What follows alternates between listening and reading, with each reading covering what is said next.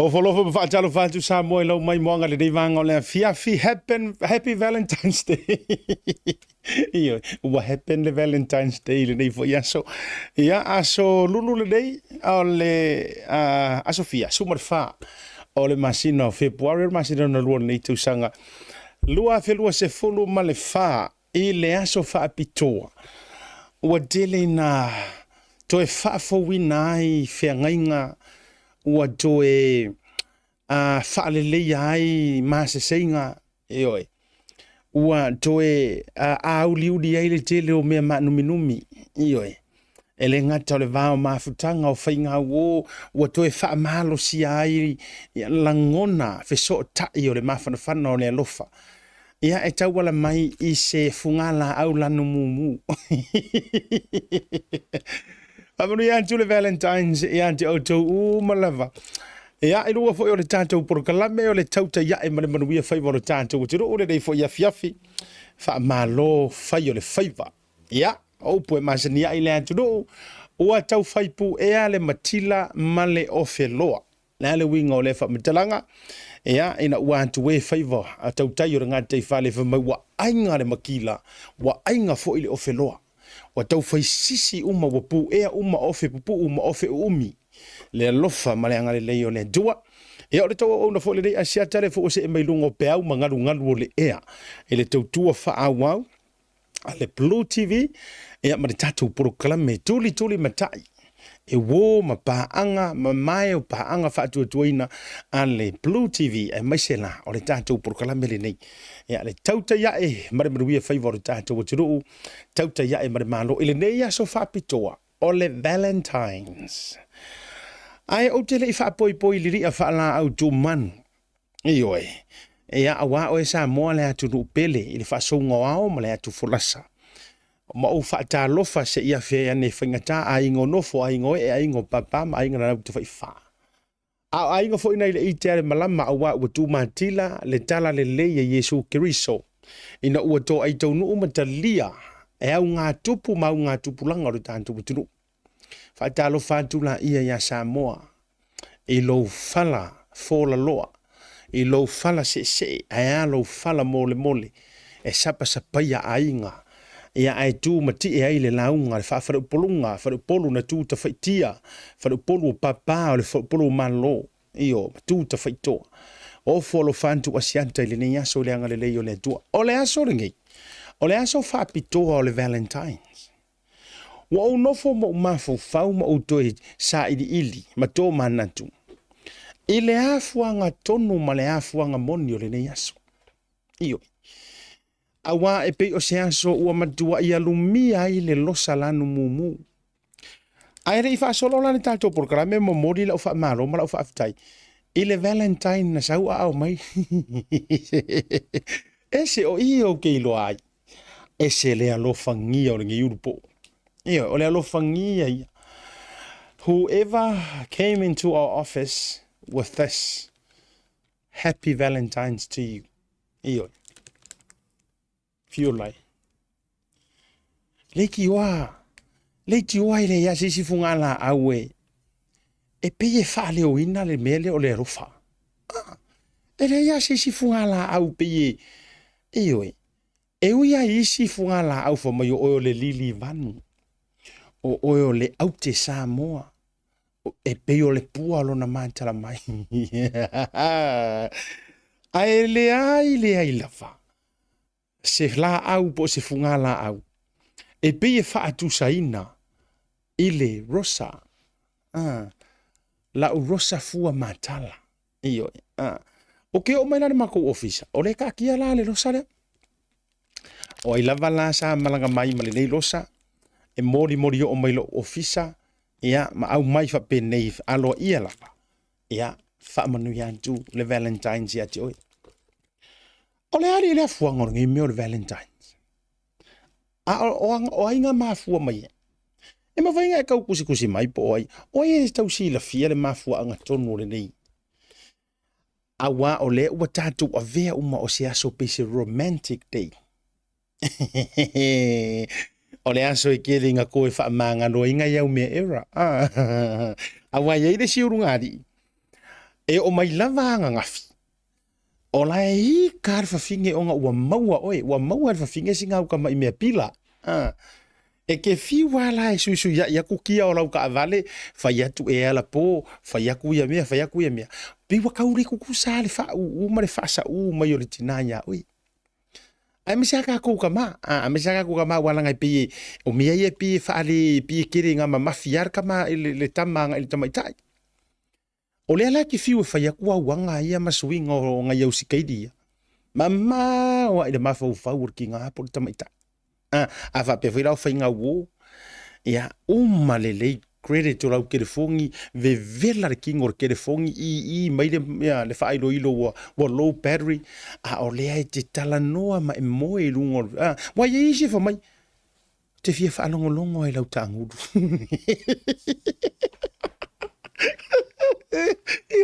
Suni iyo ei si kaka o lau fa ko fa mai iyo o lau fa ko fa mai kingi an o paper a wai pio kai mi ai li ngofo pio paper pay ai pay la mi si le si I fonga le si pi I hey pay o mission pay my hey pay I've got to go to sleep now. And I'm like, oh, no, darling, no. I'm like, oh, come on. I'm like, oh, come on. I have work tomorrow. I'm like, no, please. Just sleep. Let's sleep on the phone. Oh, don't see the sila sa mo ime wo fai. I'm like, oh, it's okay. Let's sleep on the phone. Let's both sleep on the phone. I had one wala kala ya. So le fa rungo kunga. I'm like, kanguru mai au kanguru. Sorry. Matanga. I'm like, snore me. Sa ilo le ngangu orisi kinga. Ore fia ngangu ya. Ini fa sa mai sa mo. Ai kui kiki ya upu uma ke e manga o ar kingi ke kongi singa ngala la ora wo faila nga wo mai ka nguru mai o ko ka mai mo mai ai fe ka nguru ka no mai it's okay snore me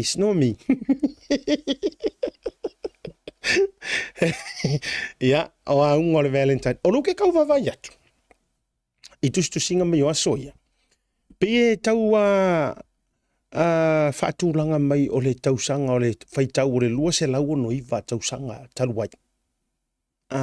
Vai tau o le lua se lau no suma le iwa. Sa soifua mai se tangata sua fai a Saint Valentine. E la kala whaakakau e mau ese a telefo ya. Kusa pau fo ilo le story e sa o ai mau sa mofo mai e kala las. E mau ese e faitau ese. Tasila leo tala anga o te whaava ai e tu iai. E fa pe mai le la atu luma le tama story le o le tangata le o Saint Valentine fa mai o le tangata sa fia e launga ina le upu le e ama ka kedi siang longo winga e ka kaunga fa kedi siang o fa ngolo fa ai fa mai na fa le pui na le tangata le tai mi fo yo sa wanga ina vai tai fa mai sa ave lo ma fa le pui na le nei fai fe au por nei patele e o le mela wo fa mai e o atu uma tangata na lo fa ai kai pe yo ai kai pe yo fi e fa pui ya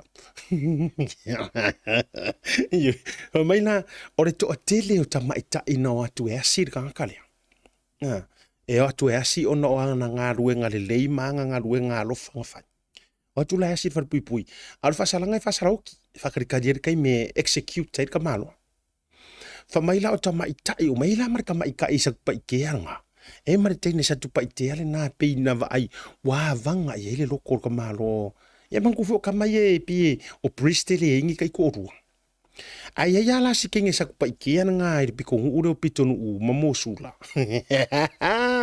ioi o de si ona pito sa tawa ioi ina e pitonu una o ko eleve e va ala ia le o taimi o mala e tu umuli e tama ita ile la kuasi ia Valentine le kanga kale ia le patele le tu lo fo ia le tu ainga sar katoliko e kango kusi ese kusi fa lilo va mai la ai umana tu sile O na tango lea, ma sene tamaitai lea. O whaai unga umorekusi. E whamai. Much love. Your Valentine. Mo ka ko ai ka ko ri whainga.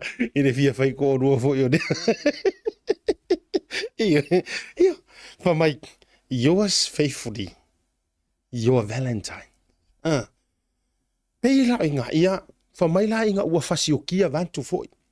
To inga maliu foi le wha maturo. Maliu wha maturo. Ono ngarwe ngā letu. Lea la sa whamai wa wheka ngisi o ka mai kai o mai awe au le lei pakiri. E au le lei. Au le lei ai pe kai pe yo. Ai pe tai pe yo pa te le timu. Yo sefo. Ia po tiken sa nele. Ia pi fa pe uma kau makua ke isi ala ka mo tiken tulo ia ai pe tai fa pena. Mai la wa wheka ngisi wa lo lofi aku ia ka mai kai uma. Ia man kuele ase ka mai kai le o la fia o uma pa ke le au le lei. Ia le ala le na fa mai pe yo inala na fu mai lo ono ifo uma tangata. Pei wa turn around le aso lea. E mana tua ai Saint Valentine's. O se aso romantic. Oh, romantic. Ai o mai loa la Samoa. Mana tua foi la. E pei e maasani e tangata Europa o Roma. Tangata ia papalangi. Pei wa maasangi la ko inga skaili lea. Alu la le tamai alu e asila na Valentine. E afe mua i se fale fungala au. O na whaatau la ia pe tauina mai se fua rosa angana ta. Ai anu la le Samoa e whailanga Valentine's. E punga i le pālosa alisi ainga. E punga i le pālosa alisi ainga. E au ngoma se whaangoi.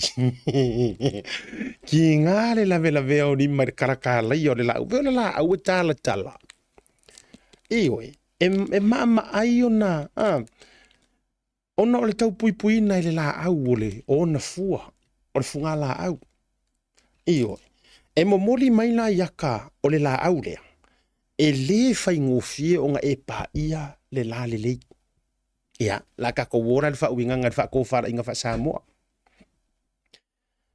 Ko fia ngi so fa fonga mer kai mine ngi waka e fa fia ro udu ai ki ro de ngofo mo.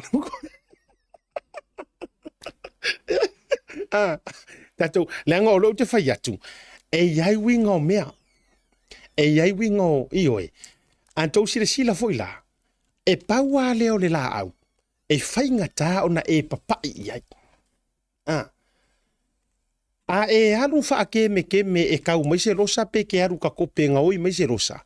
E te saua matua ta laia o lima, wa papala o lima, e o inga ka laia lo pa kua rifo i lo uaru ifo i o ala fau.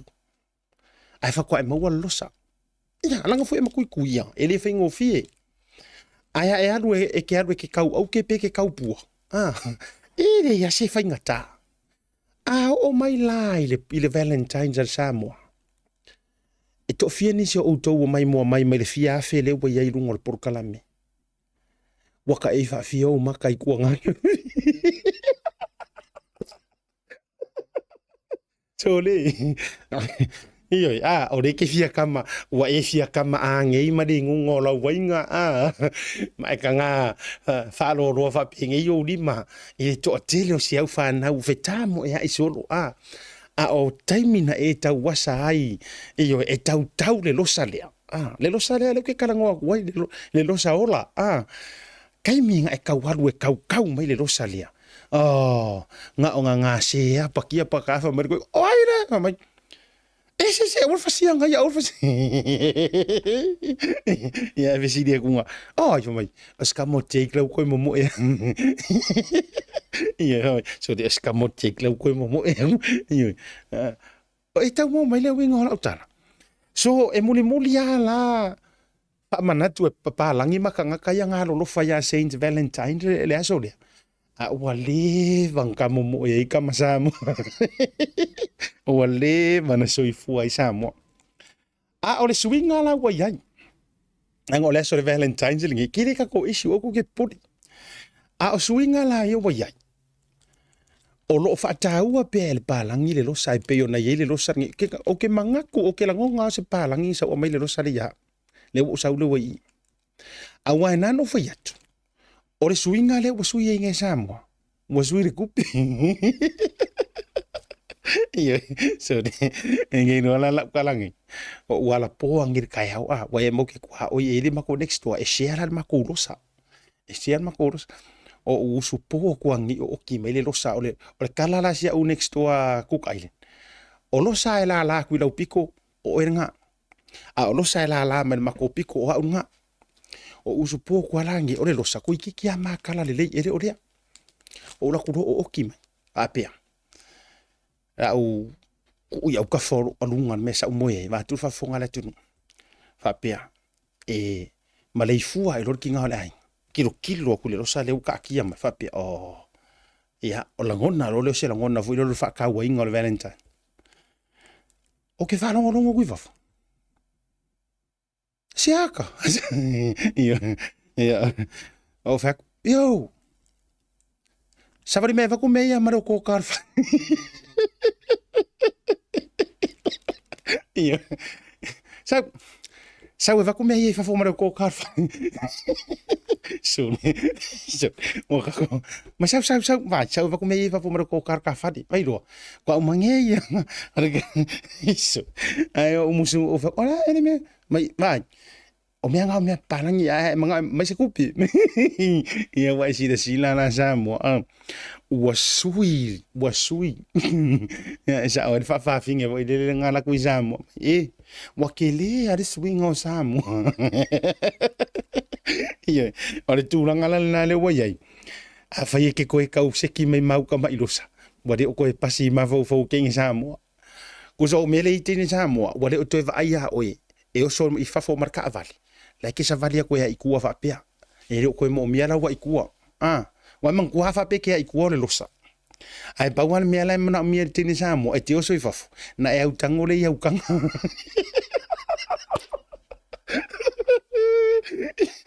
Pawang o le mea lai mo mia. Nga o ngawhia au ta. Kilo mo rofa mai ka ngoi kanga. Ai e savari aku o rai hai kua urima. Mama wa marka kalanga mengor feko ko. E te fiu e tui. Lai maka le leia nga TV. O suinga na wei ai. Fa aliu se lengi le losa. Medisi ko ya inga. Han. A e sau le fale le asore nei. Fa aliu se le ni losa. Tata turu malolonga. Se fa solo ka ku fa karanga mo mua. E tatu fa talnoanga tala o pisinisi madulanga umalava. Ia o le utau nuuni so tatu malo. O le via vivo nei. E mo fo le tatu fa talnoanga e lunga o le tatu sum. Manisi fo o tatu malo. Me se fo tala oto. Ia manisi o vaenga tu tonu so tatu dunu. Ai wa amata mele tatu Valentine's le nei aso. La tatu atula le malolonga a fo imai. Fa felo ai o Valentine's ko o wai ngor ka ko program se yo ofisili ka ko maloia o ke vai ku ke unga o kama e pe ia fa ko au mai sa fa ngia la Valentine's da mai ata tu fa salong fa business ni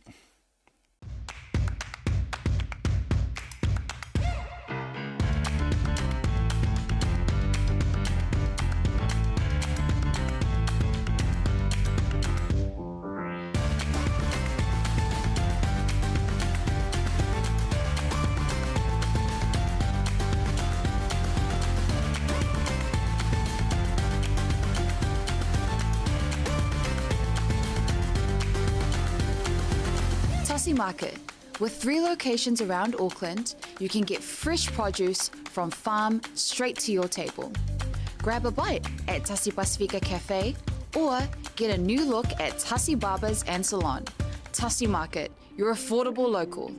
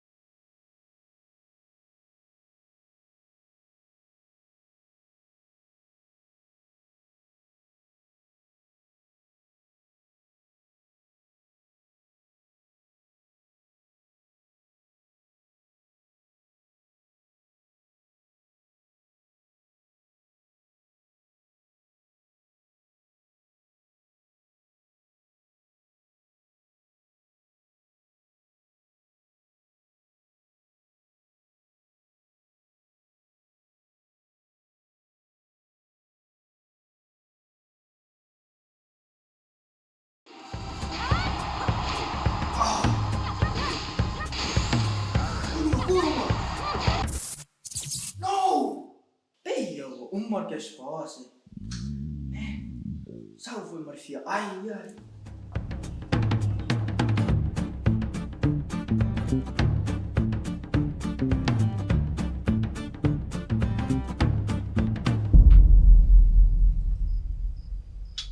Ei, mas é minha. Ai, sim.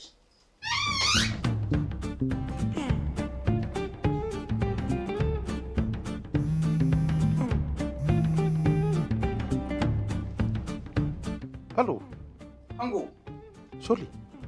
Wala me ke mga oiro ki ama kat pro kala me dia ko viri mai. Boleh juga mah. Si masih nak cakap macam mana si cakap. Ma pawale or kay me ke iro hay ka umaya or kamanga or kay me ko top up por pau. Ala me ke iwa umar nga pau. Fe heri po inga ro ya pau. Iya, boleh. Fa'awa mesti namanya si makasih namanya ya boleh mahal. Ya farong le mai o se wakati. Elingi me fa ova por me ro lo ko over yung. Iyo, ale la top up ko la kilo fai mai or me fai online va be ro fai. Le la ko pe ko munguli am kar po kala me. Ma ero ka u mai ka ko next to nga u fa pa wa ko mala ko maka mai. Fa ngai la unga ngale Pacific Food. Mal talo fa va. Wai do. Ya boleh. Okey. Iya, lenga. Wai fa ro mai. Ya fa la ya la ngale la fai ku so maka mai show de fai la ko fa la u. Ya ma fa la ke le fai ngole unga ngal Pacific Food mal la ku ka fa va. Six. Tai lo. Le Pacific 40 iso se tafa o Samoa o whaafainga o fia i nei nisi o nanga e pei o whaataunga pili o ka o ngā luenga manisi lava o loa mo Samoa asiasi nei loa i le lato website mo whaonga ina ai le taha lofa voucher.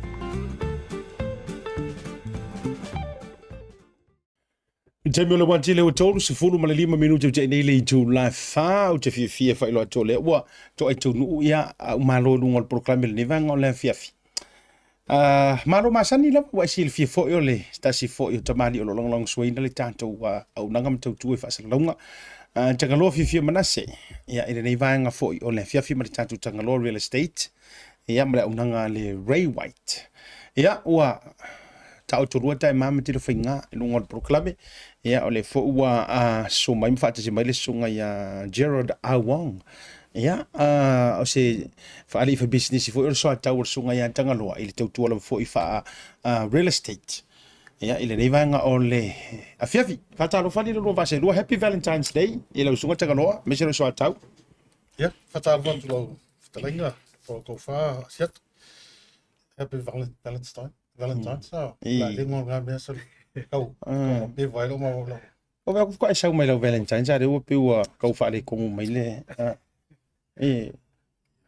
o le ha se fa ta wo na mo so o le ha se fa ta wo le nei yaso io wa ki wa le vanga ini usila wa le vana e masani i tu inga o le ha no fa ta wo ye ti o le va ya o ha me masani nga fa ye sia kau ngole mai mo ma so ko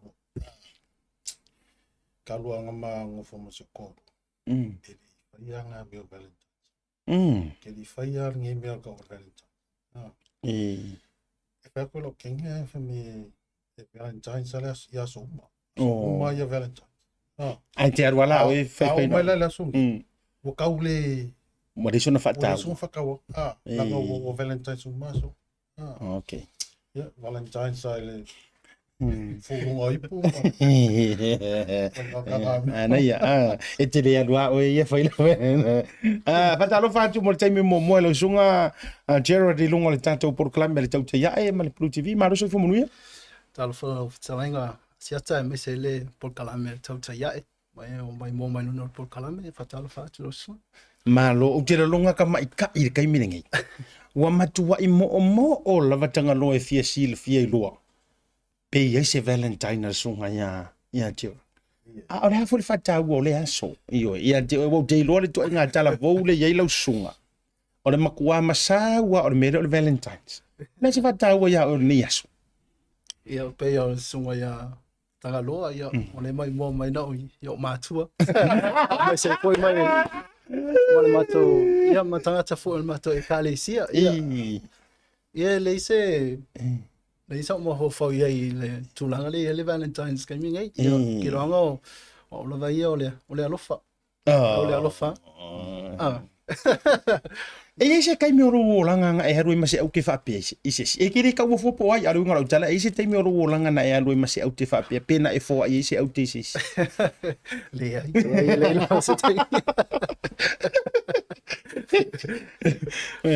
matua fe fere wori e fingi kala i runga i wana ngala o yo le ya ato e fa manu ya jule so fa pto Valentines ya ile nei ya aso matulanga ai matu tele yo fa tan nonga e fia mon mori ato lo fa ngam fa manu ya nga fo yo aso soifua a o mato ye fo ile nei time nisi fo yo le fa yo na fa o mai matu si mai o le si va o kele ya e va o si ka ka kusi mai nga le la po anga po ya aku si mai lai sing kusi mai ngai wa fa solo ai la lo messenger vo ile le mama o ai la lo ta fiu tau au mai lunga o fa murianga o le aso soifua o le tamaita ia Emile o Emily Solomona ya happy 21st 4th sorry lo so ma fato sanga ile so ya happy birthday mai yom matua ya ngata mai lili sianini ile nei foi banga le fiafi ya alo fatele o matua ya jo ai sili o lo faanga ya o le Tautai A'e mar proclame le nei vanga o le fiafi fa le tua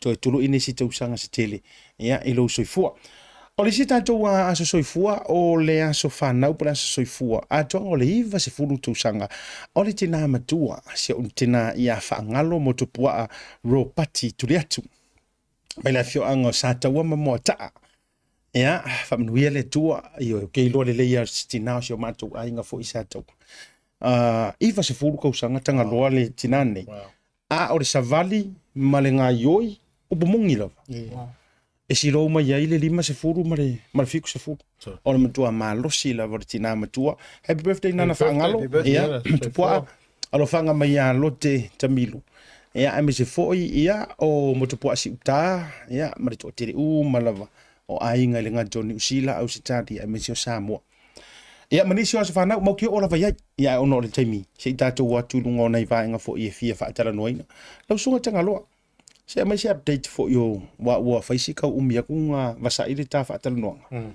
so far o ani tulanga pisi o lo fia ngai malau sunga wa fo i va nga o lo mo mi hai ia tulanga tau fale nei taimi ia fai fo singa maka ki o le masinga nei lunga makiki asiat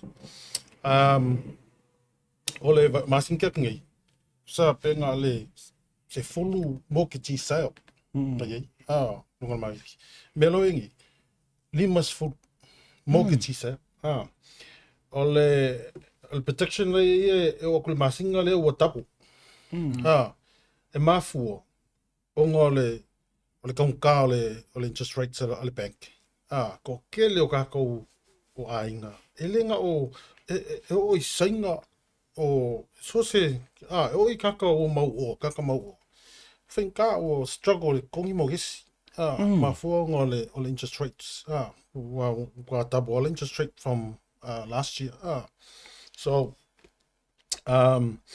longo inga e o inga nga flood le makiki ke lo fali longo winga e kele choices sa kanga e whainga choose mai eik o ngā lea la kele fale ma kua la fale lungo le alu lungo o le makiki as a mortgagee sale e kele nga le mwhai le isi a vangoa mwhai inga e ai fale i ko kongo fale view inside the house because e eile right a inga lai o ngale fale e refuse ai ia kaka o koe view ko kongo however e continue ale processing o le bank le selling o le fale lea so o kele langa o fale lea ai kango e lunga trade me for right now ai kango e search le mortgagee le word mortgagee as a keyword ai va ai le le ki fale umanga sa lunga o le market ki keming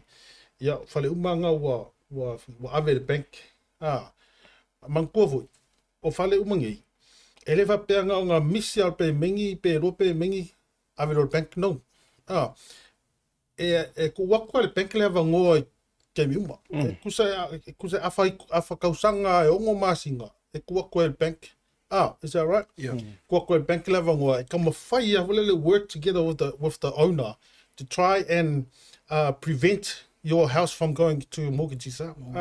A ele nga yoila. E fai se ai kia ma se sosoangi. E o alo fale le mortgage sale. So mo ka kou ye fa fonga mai o iai kulanga lea. Ele leili lo ka mawhai e ave lo fale sale ele agent. Ngai lo le ave ele bank sale. Okay. Wa ave lo le bank sale. E pule ale bank le kau e alo e lo fale. Pe ole amount lako wa lo no recover. Ia. Ele koe mau. Ele koe mau se profike o ele onga fale. O ngo ngau a kola o kupe ngalu gaming investment il ka whakangona fale. So, you need to react. You need to do something before the bank takes your house. Mana ia, mwhana whalau dele, me se foi Jared o lau ngā luenga so whaatasi marisunga Tagaloa, whamunmori. Ia, ia alo ni tangata e tele alo experience le commercial, mai le warehouse, i le factory, o whale o loa, tele analisi, ma sales. Nisi fo i tangata mai mo mai, si le fialo ni tangata mai Remax, ia alo ma partnership fo lea ma le sunga ia Tagaloa ia in le very white.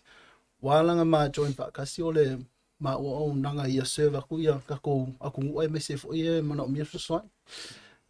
Taimi lava nei ia nunga commercial e tele lava na fai lisi. Tele lava fo ia whale o loa me se fo i warehouse o factory fo ua ava noa le taimi nei. Ua le mawhai le tenant po le kahaka le whailan pisingisi ku a afford le rent. A me se foi me ka o le outgoings o pili la ia o le vai mo lia me se foi ia expenses are pisingis tem nei o fanga ta me se ia there's talks around inflation sorry o fa fanga ta la o tanta ia o ninga ia fale fa pe e foi la ko fale ia no foi tangata o kai ku sala ke le nga saulunga le make ki o for sale. At kei bilava ngai o whainga kāla vai buyers wa kaunga kāla interest rate me se fo ia le demand fo ia o le landlord i sanga taue mana o wha taue se ai. Ma ua la o nanga i ma ua landlord o tama whai pe ma ua wha talanga o ina ia le se au wala i whainga o fia o na sal e se ai. Ma fisa soani i tangata ia mana o mia ia ni whale me se fo ia le landlord ia toe mau o mailanga tupele na spend i la taimi sa whatawai. Malo whaftai Gerard. O lo whafsili i lo ruwa se lua, Tagaloa po ai lava mwhena talia. Ai se hawa le ngā ese. Is this have to do with the whole world thing? Or na o se issue lava i tutonu lava i o ni usila. Le tūlanga leo le taunga tāte leo o le tau o whale ma le interest o whale. No, ele o se issue ngā o New Zealand. Awe o le awhangi. A sui mai a le bank le rate. Yeah, le se ka ko me mwhai. So, o ie e kaunga ngā kako makalai. A o le kaimi e drop o le rate. Longa winga. Ua kele ngā manga o ngā kai whakau whale. There'll be a lot of buyers on the lower lalo le rate. A lalo rate. Ia wako kere fui laka kai manga o saole ia lako whale. O ngā lau alu lunga le makiki. A lalo rate alu lunga makiki. Alu lunga le rate alu lalo makiki. So, just ole mafu anga leo le ma partnership male also ya Gerald. Gerald has a experience or background in banking. Mortgages. So, o le ala se sosoangi mga umia I kau mō kesi, ma mea kau penga. O le ala iei le sunga ya Gerald. Maki le ua ma ko maki sosoangi a warka kokong. Malo whaftai, o lisi whaanga o tu whiwhisiringia I lau o unanga ma le tau whaalongalongo a tuar whafonga le tunu. O te loa le whafonga ma le tele o nisio nei e ka le sia fo ia nisio I lantou e mo o mia.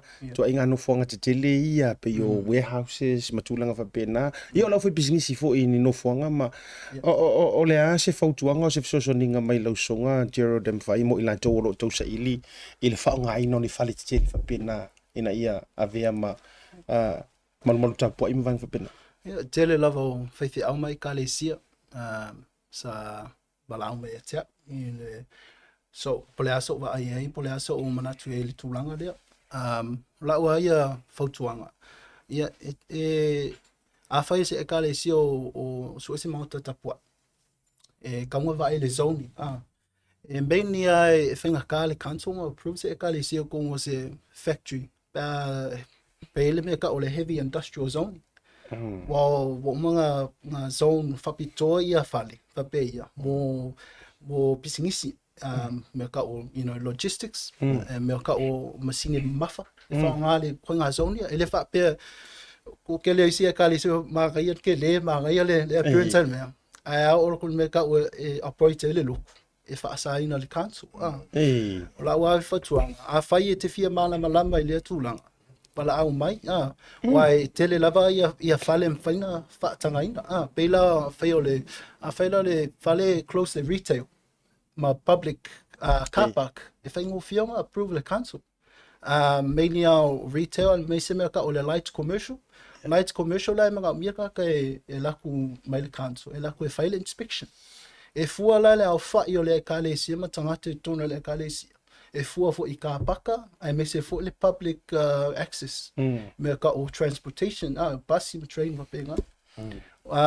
So la, o tūlanga la, malisi mea o landlords. Yeah. Tele lava landlords ele mana o i tapua inga, ai me se fo i wai mafua mai. Aku sisi ku wha pisingisi. O le ekalesia o le non-profit organization. Yeah.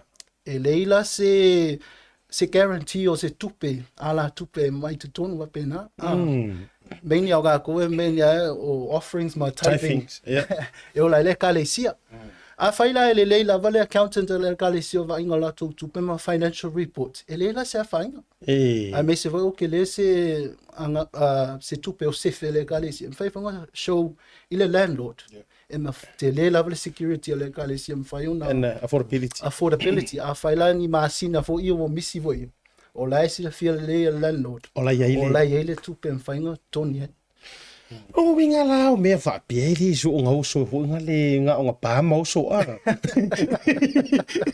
Patora mana ia vai le tāu o le tātou whātari taranoanga. E li wha piela wala ngai tāu o fo mo nai whawhianga inga. E li tau fia ia e kalesi o mautu matulanga. Ai le ngata fo inga o e kalesi e fo anisi whaputonga o lai e kausa ilingi headquarters se whai ei tūlanga whapena. E le so nga whaiala e le o so afo i le whape o manga ia i o soro mare meinga. Ari Tagaloa. E mo miala le whai o le assessment lea pe approve mai fo i tūlanga walanga e iano fo ngai whapitoa mo na o ngā ruenga i masingi mafa. O a mea mamafa. E fo isi building complex fo lele i warehouse. E lalo me ka body corporate. Ia, e kele o kulangfa pia e whaasai body corporate o ngā whaakanga ngi loko e leasinga la ko building here pe o ngā saungo ele o ngā o isi manga ko lako e leanga ai lako whale i ka maiki ma mea penga o ngā lewa kako i makaapulea o la ua advice e kalesia la amisi e kalesia la iki o e kau aki ngai don't look at you gotta walk before you run. Ai vai i kalesia ia ka iki me ko kisi o wa mauku kere for sama nga maka mai ai whakaunga le whare kasi. Whakau le whare hule le residential area. Whakau le whare kasi. Nga umara, e peo le relationship ma le neighbor. E for sale lo le neighbor, whakau ma le nga. For sale le si neighbor, whakau ma le nga. Whai ia. O whage whare le ua so. Ia, o ngā whapenga ronga pala i lola ia le council e sui le zoning. I le commercial zoning. I ngā mwhainga whare e wharsa. O i le ngā maka uma mai ake lo o kapo inga ia le whakasā o ka ua ia le... Le winga o lau sa noanga o vai lupi. Tulo. Lono winga e ono uma e a whape or kama street a koa lea. Kama whaala poko fui lele. A whakau uma le loku e unga uma e a wa a ia loku mele. Yes. Again, a possibility o ko inga mele. I'll give you an example. I whawona. Le kalesia konga le... Yes. Yes. The whole area. E onu mai e kalesia ngā whare uma ngai ngā. Ama unga whawhenga a maka me wharekasi. Ia. So, ke o kako, le ia ile vaenga kupe mawhai e o ngā whakaurika mai whalele a residential land. 600 square meter. Ia, whakau se, whailo se garage ke le a whai then start from there. Ia, wele le umia. Mana ia, no wingo nei au nanga umai te lua sau noinga. E mawhai le lei, pe afso o tai mai le atunu uia lua sunga. E te lua fiso swani ei. O te le rupo already, mai le si tantou malo lungo le tantou sum. A o whaatari tali, a whapea wha mole le tantou. O le sunga ia whale atua. Whale atua, yes. Eoi. Le ala join, mai le sunga ia whale atua lungo le tantou porukalame. Au au te loa. O mana tue au mai ma whale atua. E atua ai le packages lea fo ile o tantou. O sunga whale atua o le mortgage broker fo. Mai au se talia. Ai la vaenga ka ua nga makalangoa ma sunga whale atua na lela. Leo te mana au mai lunga tau te whaasua inga, me se oele te mai mua mai. Le fia whaakauro whale e alu au skalia. Ia oa uma o vice versa tūlanga o le tupe ave po le transferring o me umawhapenga, even the Kiwi saver. I think we've got a good information lela available mai sunga whale atua. Whatalo whatu i lau sunga whale atua lunga le proklame pe whape o le maua mai matou. Fatu siata. Pero maua mai ale. Ia, le ua maua. Ki lia le ua maua atu ma lor se fo manuia o le ua e mo tatou o live o whafonga mai moa la tunu. First and foremost, whatalo wha happy Valentine's Day pe whape o le whakoa uma mai lau Valentine's le nei vaenga o le aso whale atua. Talo fa siata. Talo fa foi le fionga ia Tagaloa Manase ia ngati foi le swatau. Ya, o time nei o le fatali Valentine o le ale yo mai.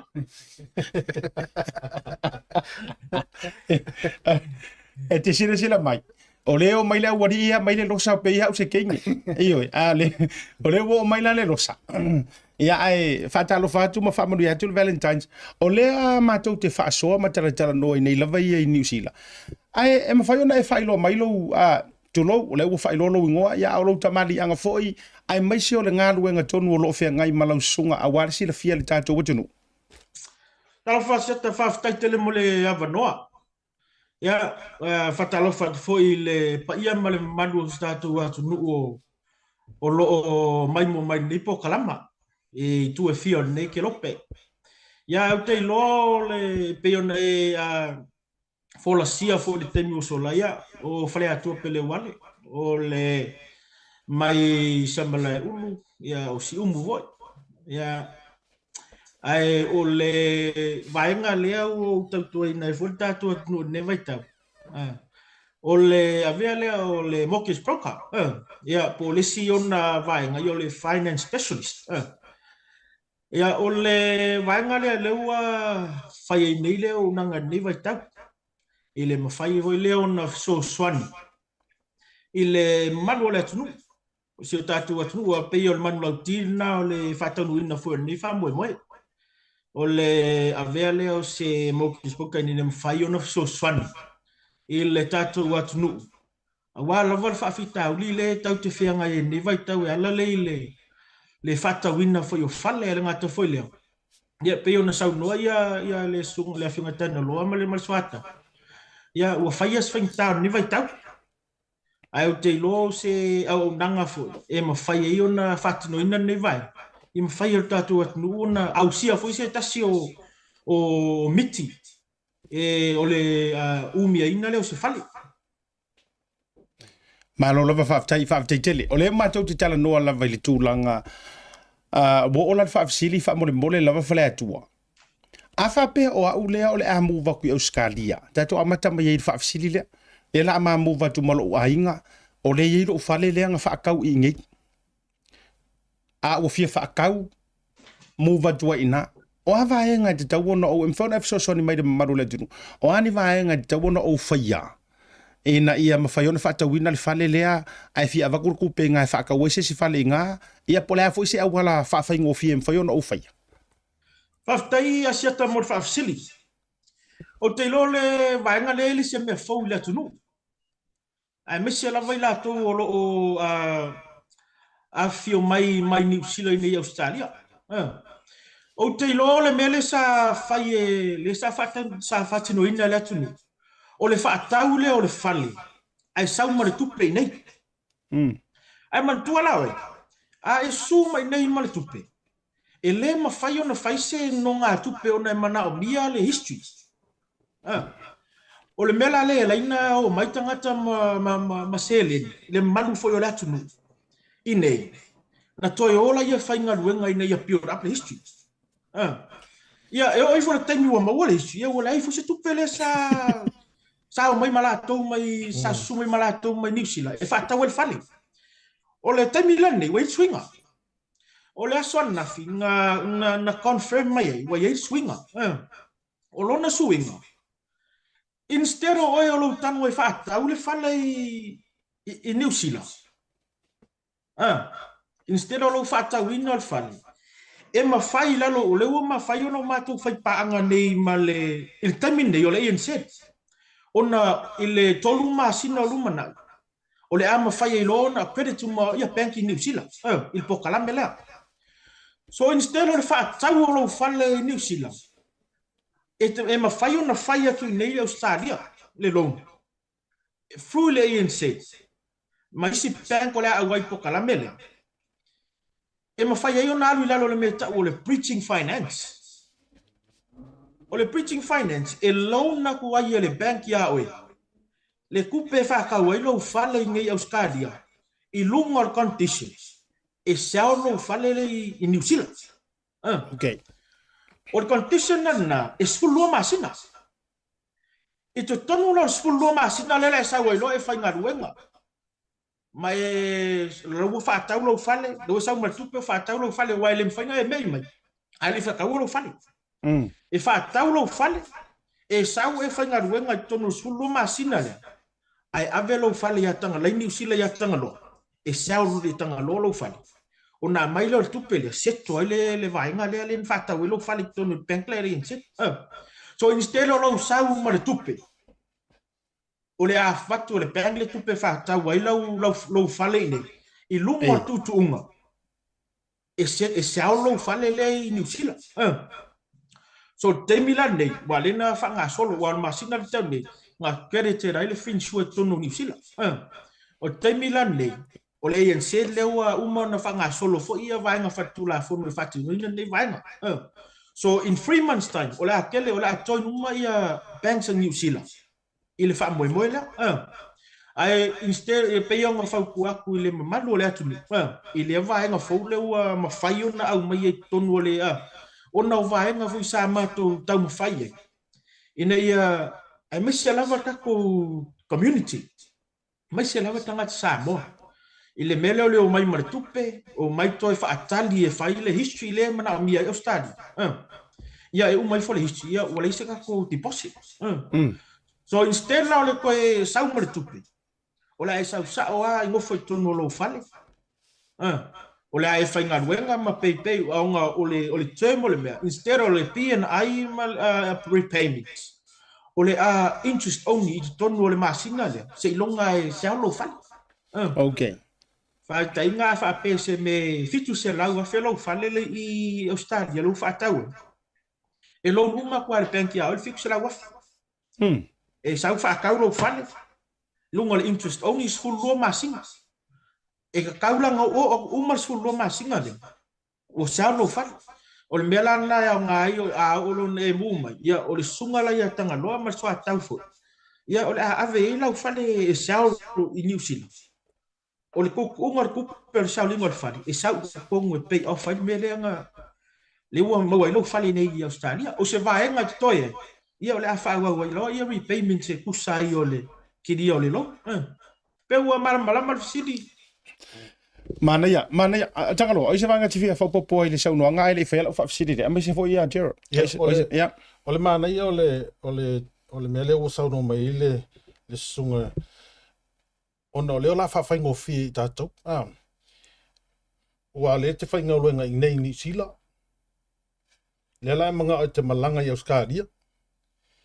Ya, failanga apalai lau loan I le bank. Fa nga I lo history le ke mi le whanga lo. Ia o fa kau lo le lo fali. I o Australia. Approve it all alone. Ia, approve all alone. Whakau lo whale ngai. Kea lakua straight in ai lo wā. Whare moku lai o. Wakawhakekainga lea sa yeisi a inga Samoa sa whakau ala ko whale o i West Auckland. E move o i Melbourne. A whai a kongo ai o mai mo mai. O le mea lai e gaming ei. Laua movie o. Ai le mawhainga whakau se whale. Langa o mare kupe. Mare whakau ngar whare nga. Ia. Ele a koala, ele ke le lava e whakau moko se whare. But it's enough for a deposit. However, ele mwhainga apalai se lau. Langa ngau, ia whamai family bank o. E build mo history for 2 years. Whakau mwhaile inga whakau se whare. La lau warrant, e sa oila sa ngoanga le, e umangi le lokau sanga, wa umang whao ngare kupele nga. Umatoa kumalako. Manino yo lau forasanga whale atua. O le manino ia. O le whaina e talia nisi vaenga o no tautu ufesili e tuai. I le umi la lea e whaakali e rau whale lea. Alena e to e maua muli mai lava. Sulua masinga. Se fulua masina e te arwa tui o. Within that 12 months, waka kauala nga kaudia lo whale le ingei i tau wala mai ngā ruenga Tagaloa ma Gerald. A wha pēla wha teita inga fiku se lau wafere kau wale whale le auskaria le wa approve wa ele bank lau loan. Ai whao ngā ai i nei, ai se lai Tagaloa ma Gerald i le milionga lo whale whake inga.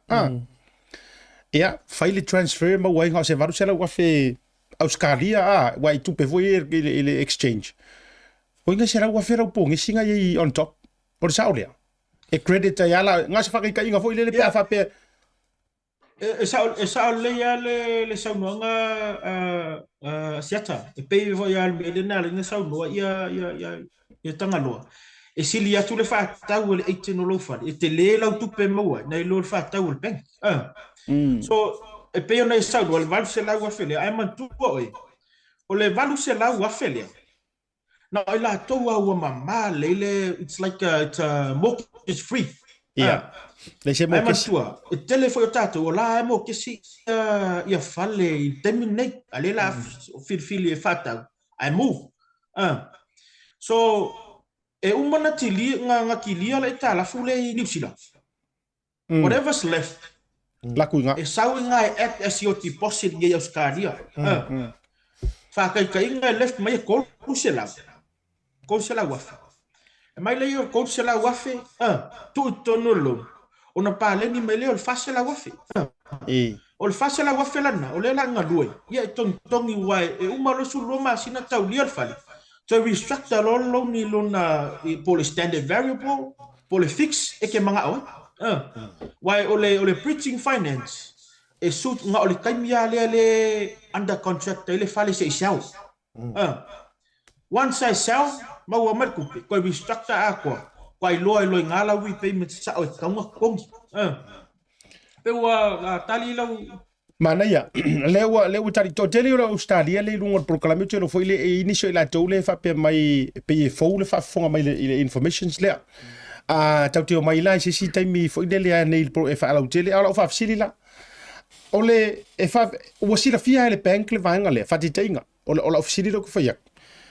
Afa pela wa le wesa no nei o le en setle na wa na mo credit ia i fainga pa angale. Tale. Afa pela la le o en set for ya unga i lo fale le ia so would they know the same informations le ke sa ngoma ia in terms o le la ka lunga le bank mo fa ko o ke move ke fia move le masinga fo. E fia faisa ka loan ni o ai la ka ke so ka ia in terms o le loan le fa yanga inga i Australia. Was this through the bank or it has to be an agent? So, ole pokalame le Finshaw. Ole Finshaw, it's an aggregator. E attach a marco brokers, mortgage broker. So, ole wa aware ya le ANZ. But if you go inside the ANZ, ele ma fai le ANZ on fai le products le because it's the products. Ole offer specialized only on Finshaw. Yeah. So, afape e ke susu I kongo le ANC. E mawhainga wako le ANC ya o information. Ai le mawhainga right la ko le loan. Onga ole products ale Finshaw. Okay. So, Finshaw it's ole equi kira nga le attach ia le Pacific Finance Center, which is o Mako. So e pei nga a fai aku ia lausunga siata pe mo ve ko leso a ngafi ia lenga mai le queen light le finsuo o loa available le pokalame le inset. Okay. So uma mai o information se batulang fa pena pa tor fa ngo fiela mo le malu tiro le tunu u fa fonga ni usila mes va Australia o le best contact la o la sunga. Sa le o best contact ala lia o le foi o le ngana. Fa Samoa. O sa le a falatua. Sa le la sunga siata o le si vaenga te falau tele to le ona. Onga e fou i le te malu le atunu brokers i Australia le involve ki New Zealand onga ele fou le o atu le finsua i New Zealand o le walanga so o le taimiringa in 2 months time le taimi accredited bank i New Zealand kongo le finsua in 3 months time o le ama fai inga right fa kainga o eke alala New Zealand angai ke manga o ia o kango e right la long o le ama fainga o writing a ku ngau long ngai Australia back in New Zealand o le si fa lau ke lenga ngare o nganga da so ava kainga e ke le fia move mai Australia ai o le ke manga o fa ka ulo fa le i New Zealand ai le o yese lua mafkanga fo le ma se broker o e lo ia e mawhai la ngā writing a kunga laulo i ngei Australia a ngā i New Zealand. A wakuru a mai alau wa ile me kau a umanga writing launa ile me kau le pre-approval term. Kei lo le sila fia umeo fo le sunga ia Tagaloa. Ona sila fia vaenga na. O le pre-approval term la lea. Pe a whai o le kisau e whai laulo ai le i maua so fali. Mai o te whautua ina i malo le atunu. E mua sa ili le ngafa tianga tongi le talaf po le hale ke leo le mele ka o mako le borrowing powers le malu si anga ke leo le vainga e whainga len me whainga loan aku o le ka ua nga vainga a ma whainga a unga e su e le lau borrowing powers a e alo su e lau fale o lau e ilo leo whainga le kupe su e lau fale ngai lo wadu su e lo fale ai e sau e fiku se la wa fer ka wal fale ai ngale ongo se la le me ma fa e lo na ula ka mu fa e lo le stretch ia finance ni nga fa yo nga ma wal fale le nga wa pe yo nga fa ya kur kai mi so le pre approval le e ono masina tolu masina ku wa le penki a e ka le su e la fale o le vaenga la le e fafsota e le sunga ia Tagaloa Manase me swata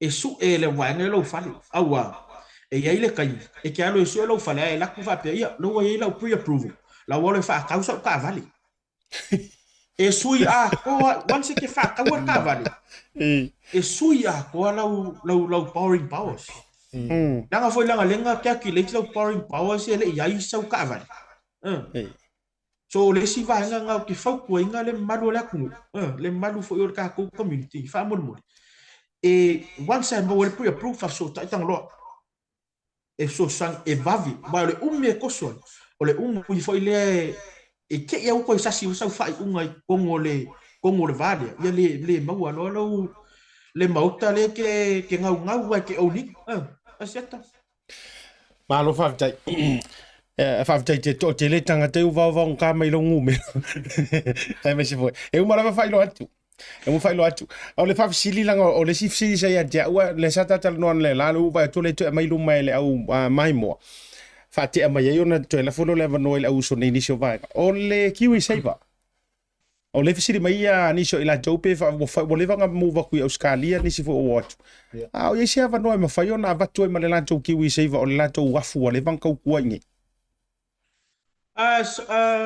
le sau noa siata e sa o le sau noanga.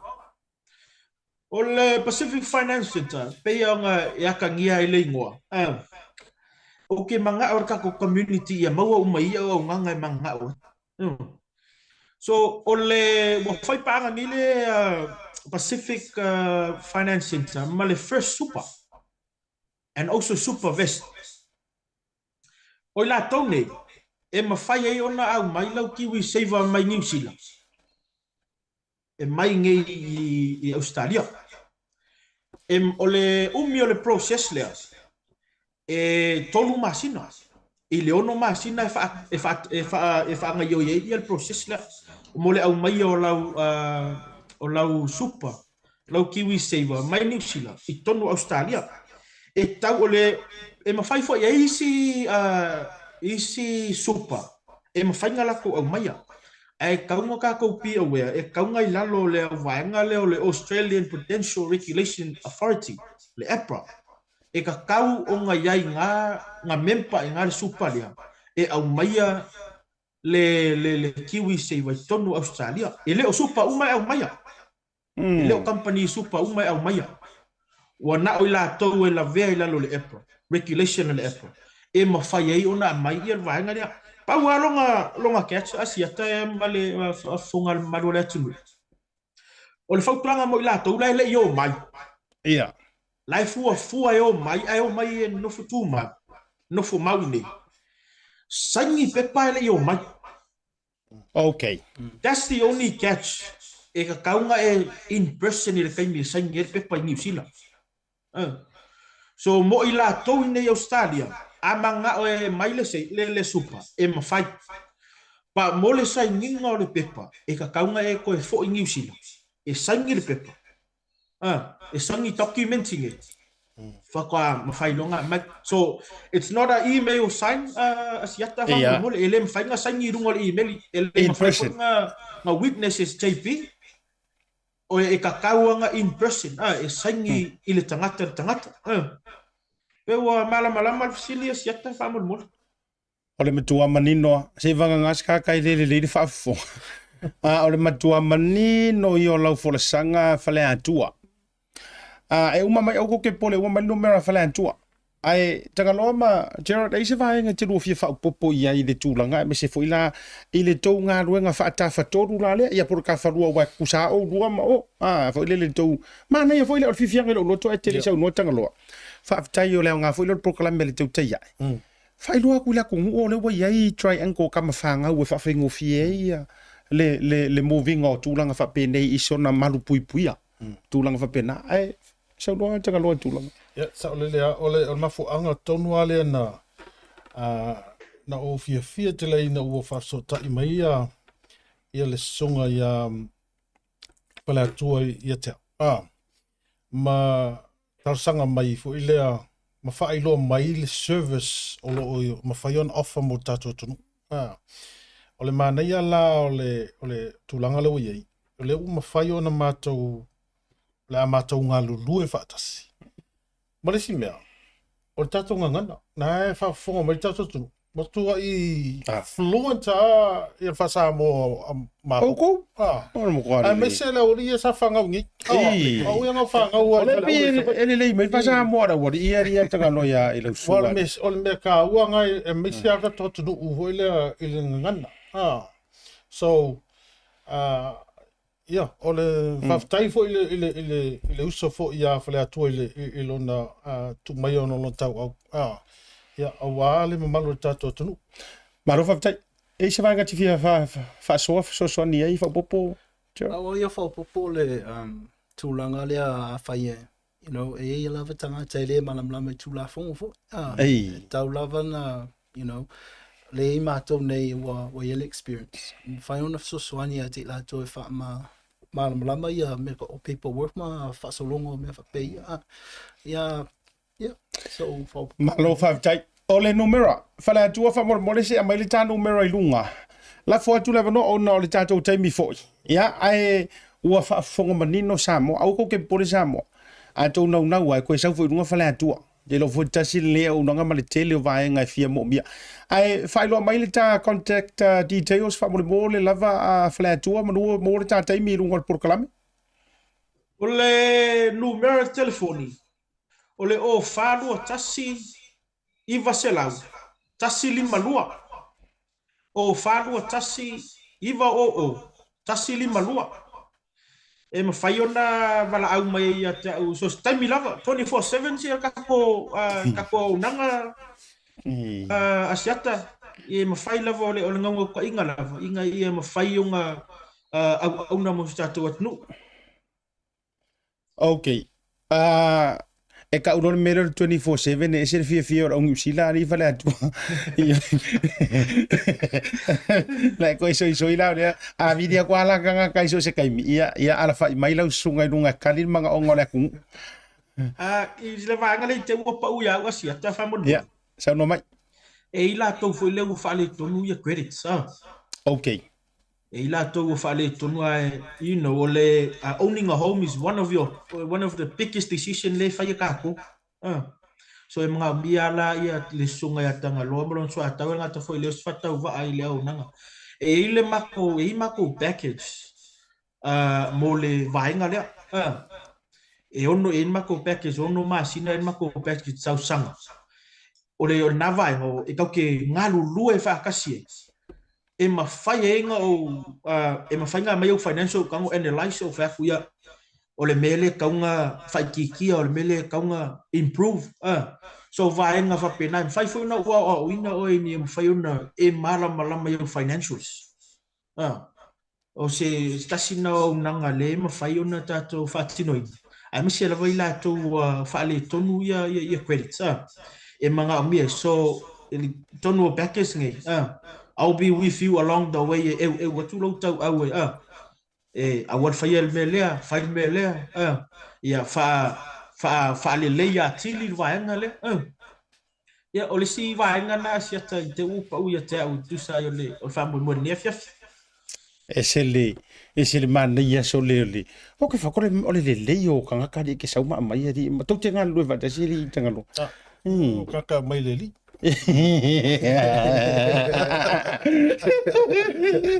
Ya, ala fatu i lau sunga Tagaloa, ya, te warunga mai tatu whaatalitanoanga o hala vani si vaenga e fia fea, ia wala ngai le umai tatu whaatalitanoanga whaawopea.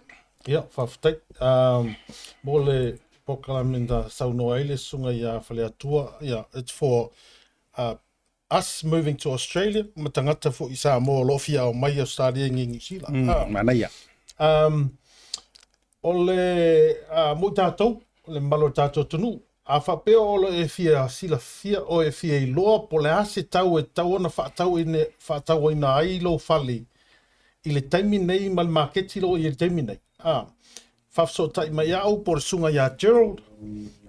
Ia e mawhai ona mawhaia se appraisal o lo maota. E whaia i lunga o le online. Ona i melia kula la ia lea. E make le kauo aku i lo maota. Ai e mawhaia ona e walau mai. Tau mai le address. Ia o lo o iai uma wha maumaunga o lo maota. O le whanua ma mea umalava. I lunga o le website le council o le e mawhai o ngā access e maua. E mawhai e ona whaia le meta o le estimation appraisal. Ona tau atoila ia langa e se taimi malona tau. For example, last 2 years ago, sa walu appraise le whale i Manurewa. Milionga na appraise ai. O le next door la, ngā vidi mai kia u le vason kia ngu kia la koe appraise la ko what. Appraise le next door. E ongo salau. Wa drop le market. Next door. Ke lau whapea ngā appraise lo mota 2 years ago el milionga. Ngā whapea la milionga. No. You need a new appraisal. Alanga wa SF4 le market ki kamingi. So very important. Ngā pika ke whongi viri mai au po le sunga ia Gerald. E uma na whailo atu le telefoni le sunga ia Gerald. Ia polo iei fo le mako website le Ray White's Papakura. Ngā taipa le Ray White's Papakura i lunga o le Google. Ia polo iei le website te mau ai le sunga ia Gerald. Ia malo nei tangata.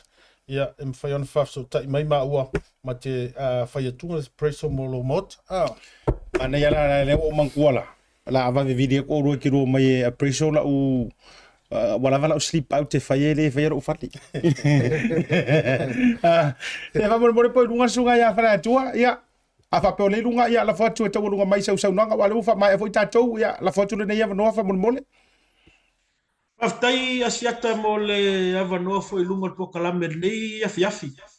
O te lole nei avanoa le au maua em fai ona falau ilo foi le au nanga em fai ona o fai na le Pacific Finance Center ia le ngata foi le au nanga i Australia nei. Ia ma le whapea foi ia New Zealand. O te lole tele o taimi o le a mawhai ai ona whalau telefoi nisi o nanga i ni am whai ona au nei lo tātou atu nu el ngata foi lea. O vaenga o lo mana o mia e le tātou e le atu nu. E nei ia mawhai ona whaafai ngō fie ona maua ia fale. E mwhai ai ona o tātou ia newa i tau. A siata whaftai tele lava mo lo ua vanoa il pokalami whaftai sa mua le mai mua mai. O te iloa siata to tele tele la tau lewa a matana tangi lau telefon. Ei. Il temen nei. Tem fai fa mol mol sei le pokalam. Ona o vala agua tu le ai fa tai mole fa tai foi Tagaloa mole avanoa. Tai foi mole talia le mai foi o le vala agua. O ma fai ona ene fiaf. Yeah, man of update. Yeah, and the last but not the least, yeah, Gerald. I just don't know if I were modify all of ang mo tato por kalame. Yeah, to tiri fa mavai. Ia, tai lava mo le avanoa, ia mo le atola whaangai na i o mātua fwoi. Pua marase la wang, e mesen mato e kālesia. Tai mo le avanoa i lunga no por kalame lo sunga asiata, tai lava. O nei ngalo. O le e se Valentine ale. Ole yo ole ke ye ko le se Valentine le sunga ya yo. A fa bela ole ti tau e mai le sunga ya e ke ui mai le Blue TV. Ya e ke ui mai ya mo di fa mar fa tai la ta tole pa no longa ai mo le tu la fa tai tele ya te o le uso ya fa tai fa na tou tua. Ya ta to mano longa to fa o ilo le tanto por kala me mo le ya fiafi fa to fa antu le uso nei a me se fore sunga flatua ma le tanto Pacific Finance Center au se talia a woni ngalo vili le numero o fa lua tasi iva se lau tasi lima lua fa to fa mo le tai mi tato atu mano longa So foi a seta. Whaongale tūtua le PacificEzy na masino February e mapawai lo vanoa te manu malo ai whailonga tupe tai lua se lau tā lau sautia mo ana paanga. E se fulu whailonga mo tātou New Zealand nei, ai se fulu whailonga mo Samoa. Mai se ina le nei whapitoa le aso tofi lua se fulu maraivo February. Awane ngalon download le PacificEzy app i lau telefoni whawai, ma la fwai o tupe whamamoli i le nao le lima tā la le totongi. Olo avanoa fwai le direct transfer te posi sa mo i lau se leni le tātou account, ma whaatino la fwai no au se leni whaonga ai le telefoni, ai inga whapitoa. Asiasi mai loi o tātu ofise tolu o tara o tāhuhu po mangele. Bevala au i le o borsalau o tasi onono. Po telefoni masandi o le lua fitu ono fitu iwa fitu wha, ma le lua fitu ono fitu iwa walu wha. Ma fesili mo se la lae lata la tātu mo oe. PacificEzy, o la paanga mo tupe wha mo modi Samoa.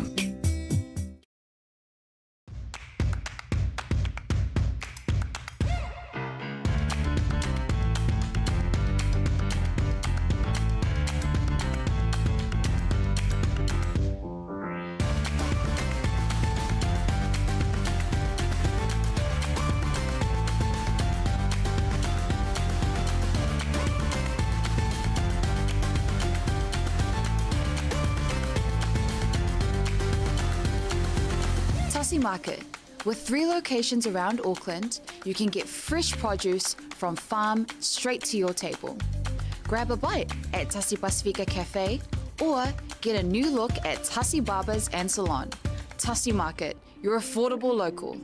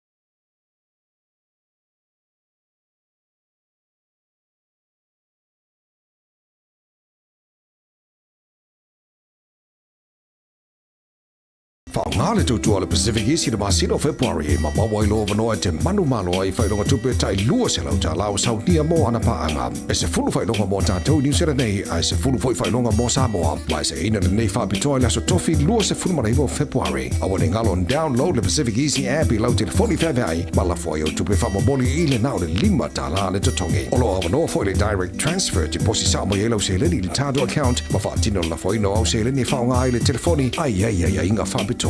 Asiasi mai loi o tātou ofise tolu o tara o tāhuhu po mangele. Bevala au I le o borsalau o tasi onono. Po telefoni masandi o le lua fitu ono fitu iwa fitu wha. Ma le lua fitu ono fitu iwa baru wha. Ma fesili mo se la lae lata na tātou mo oe. PacificEzy o la paanga mo tupe wha mo modi Samoa.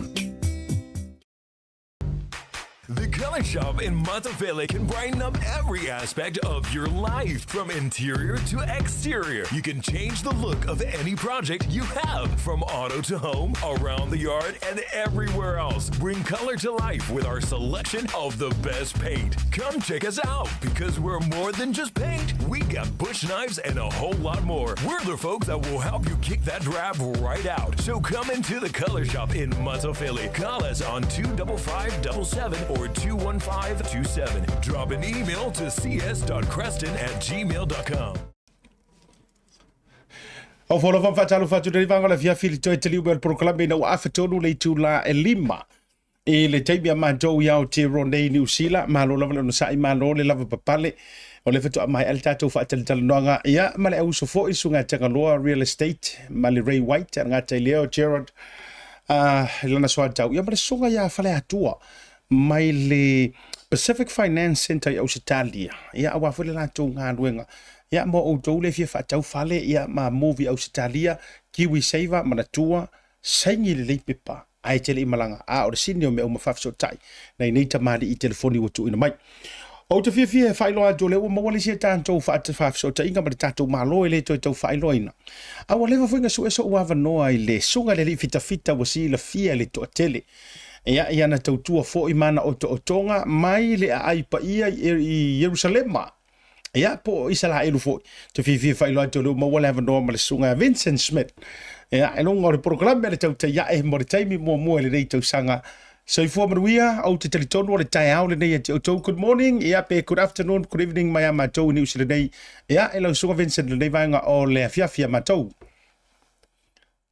Talofa siata, yeah, good morning, good evening, shalom, happy Valentine, happy New Year. Malole, soi fu monuia, malo foi le tauata I lausunga. Malole, fa malo si malo foi le fola monuia. Yo viele li le nei tai au fo, yo le dewa tai au mato wa afale tita le titi lava le afale le tai au le asurulu. Yo le fo wa ia sulo le la I nei Jerusalema, yo lo tu file mu per terminei.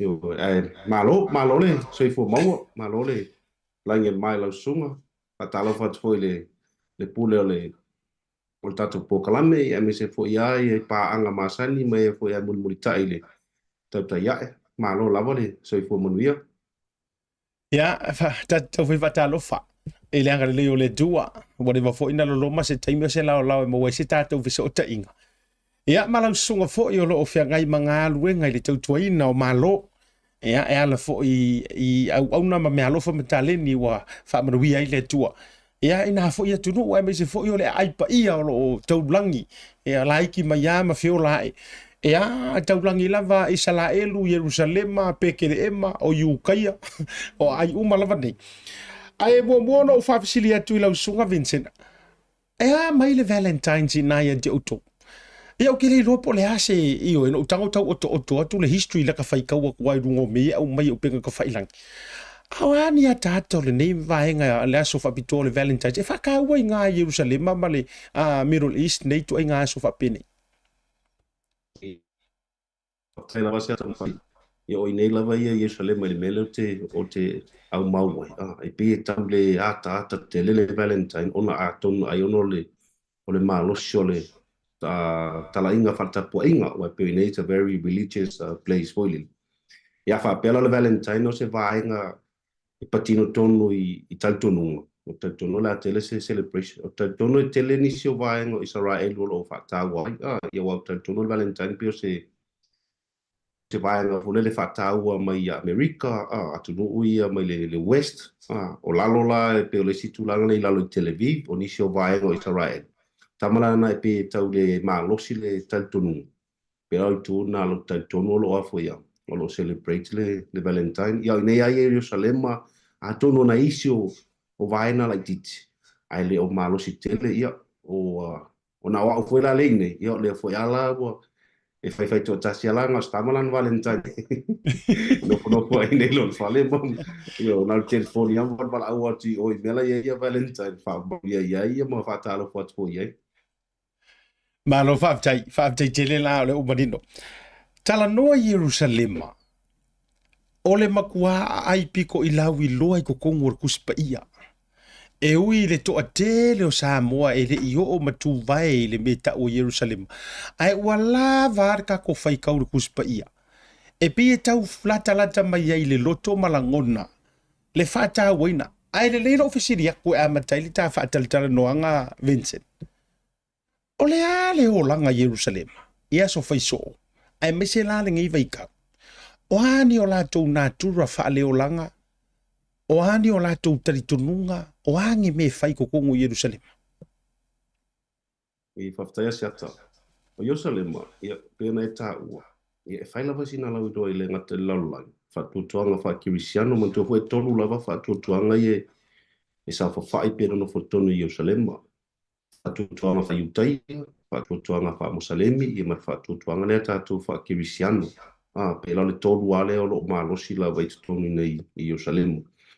E whaisina malosi o taritonunga i a wha Mosalemi, ma wha Iutaia. It's a very religious place. O i fo ia pēa e, o i lava le tele na whaatino ai le ministry al tatua li whaolo Jesu Keriso pēa tatou o e tua tala wha taritonunga. I wae pe e o mai ona mātua mai Nasareta, whanau i Betelema, ia o te loana tala ingo i nei lawa Jerusalema, luna i Kalilaia, ka Panaomi pe o le vālea, ai pe o i lawa Jerusalema le na maliwa, i pe whelau i le e tele na lofi malata o telo i tanata e moli mawina, e mata ma tilo wae pe o na e tā ua, o le history ato o Jerusalema, o lo tono tuspaia, e le ngata foi le o tustusinga anisi o perfect, anisi o taitai tutonu lava i o talanga whatuspaia. E pea o Jerusalema lava, o leo langa lava lai tutonu Jerusalema ia. O mātou lava ia e pea o ngaluanga ia sa uma.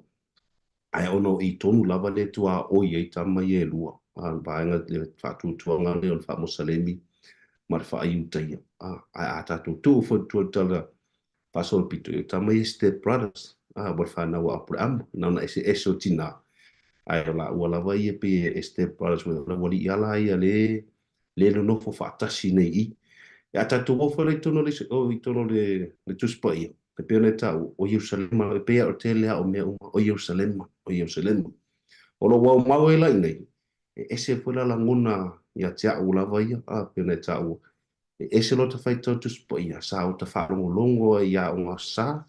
I o tala sa whapena na pasi mai e mātua. A lela ua nofo sa wali mga dua nei. E ese pula nguna siata. Peo a vele le au mau i nei. Sa wali mona whanofo mata tiro e vaenga sa whai tau tuspa ia. E pe wa reveal mai tele o vaenga le sa tau mate. Pio vaenga sa whia i leli whaola, vaenga o i tu sa whapenao na whatanu ana vaenga. Malolonga, i o leo wa aitino i ele fitafita. I o pe wa o mawarunga ele si tatununga pe wa si ile i whatutuanga i lesi level. Ia o tangata ia e whai pisinisi. Ia o lau Palestina foi e whātau la tō oloa, whapena foi lau Utah. E no no whātasi lava e te me o tau ai misa, e te me o whaitau ngā whana se tulo. Ia ai e pia e se weno wasi asi isi atunu, e pia e se a Jerusalema mai i isi atunu ona ele ngata o tūlanga whale aso whaipea, e se spiritual side. Pio tūlanga nai e se a Jerusalema i lau ia tiro ma lau no fwai fwai. Ma lo whaatai lo suka Vincent. Ole, au e ta wale vaenga lea, wao ngai whango fu whaakasi ai pe e o aso wakau vevesi, o aso vo i ai. E whawewhea ona i loa tino le au iukaia, o le au Musalemi, ia ma le au Kerisiango. Ai tai pei fo ile le ngofo ya are ngu whakaikainga la pe whakaikainga ma ko sak pai kia e ile ma monga ile me ko kisi e ile aso le assembly e tai fa pe na fo ile le fengarenga le inga ai a o le sa waru ka kailanga loku pe e te longo fie a le ai tu ainga ya la to me ya so faiso e fa ya so faiso em fa na tau so no vangale o tai tono ole tu em fai ole tai tono na ola to la ve malama i le tu ainga e malama le utai ole mosalemi e malama fo le mosalemi le utai au ta to la ia kirisian vanga na o mina e au mau pena e ola ia nei e a mata lola ia le ona e tau i lola fo le se sengo e paule se sengo te tau i loa au ia lo te nei ole ngangana wa ngangana a rapi le situ e ngana fa e pe le situ e foi la te mi wa i lola wa la pi fa e pe e ia foi ai si tangata i utai wa i loa fa lapi ai o te tonu foi la ia feta wa ingo o loa fo le ai a sa wa di vali tonu le maru tuai por o si tiro yo se le tele la bona fai fata se pisini se tangata nei e te longo fia la tangata sa vali met o ma fata mai fa mai come to my store sau sau fata te o tangata arapi o tangata i utai e le te sau ya te o e pe sau fata mai tulang pe eno fono fo o yelon fare lo ai watu de le ai le watu fo e le tu so pa wana va nga te lo ai le se senga ira u yana ti tiro nei sa o vali atu sa o le fata mai poni ula pe sa fata wana me tu mai me sa lo fale lo ya ole ala pilna pol musalem ya le uta ya fai ana me fu le ti tono lo fale lo fata tali mai ia masi melo na au e pe apasia tu le se senga na ia ila u ia ti tilo i fu le mo u ia foi a mai tau ia alo fa tai I tu langa o tali tonunga e o ke ro fa si levana e au mau fo ile na tu u ilungo nga lueng o ha fa tu tuanga tu lo la o ha fa tu tuanga wa ka ko lo ala fa ke siang a o ha fa tu tuanga tali tonu ya I u taia a wa fo I fa ya le musalemi fo ile le yo la tu tali tonunga ma la ko wa ma vaenga fa pena e ma fa tau fa lo tele I tu so tangata ia a rapi po tangata mosalemi o la to ia fatu tuanga fa mosalemi e se vola to ia tu spa ia e ta ole Quran e se vola to ia malu e o sta ulanga ile ta ole mosiki po le mosque o tangata ia ia e se vola to ia tu spa ia le ta ole Torah e se vola to ia fale ta puai po ta uno la to falsa ta ole o sunako e se vola tātou o kirisiano, e se tātou holy bar, e se vola tātou farsa, ta unganga o le church, ka unganga o tātou wa ia kirisiano. Iuta, i o tātou le balus 4% o iuta, ia le tātou le li faolo, Iesu Keriso, wana o le 2%. Ma tua fol teme o le li faolo, le te mina ina ina o I la tau lava na muni muni ta ia Iesu, a tua mona au so, manisi, a to tele lava ia sa fete nai, sa le tātou. Se yo o mala te mine asiat. O le valus 4% ala o iutai. E pe le tonu tatu li fa. O le fa pena fa le tua ale mosalemi. E se voi la to ia ta poinga, e se voi la to fu ia la to tosi perfecta ya Muhammad. E se voi ta un la to pela tamat tele yo le e tonu le no fu fatasi. Ona tu le ia la ia le ta poinga le tu la vai tu ainga la vai. E wai o las farile lava I o las tapua I leo tangata musalemi. Ta ole o la tau sapati. O las tō nai o la sapatina o le iuteia. Ia mna sa I o le sapatina le arkirisiano. E whamamalu umala ia so I tōlo matua o matua weekend po sapatina ia o las farile.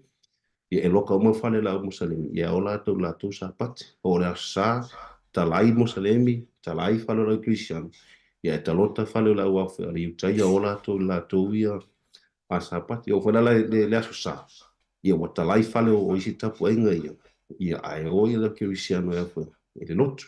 Ia e whiola whaatasi a kai me whaatasi, pero tau a ofa ina vivesi, tau ai maa, I o tau kola I fulesi tu ia.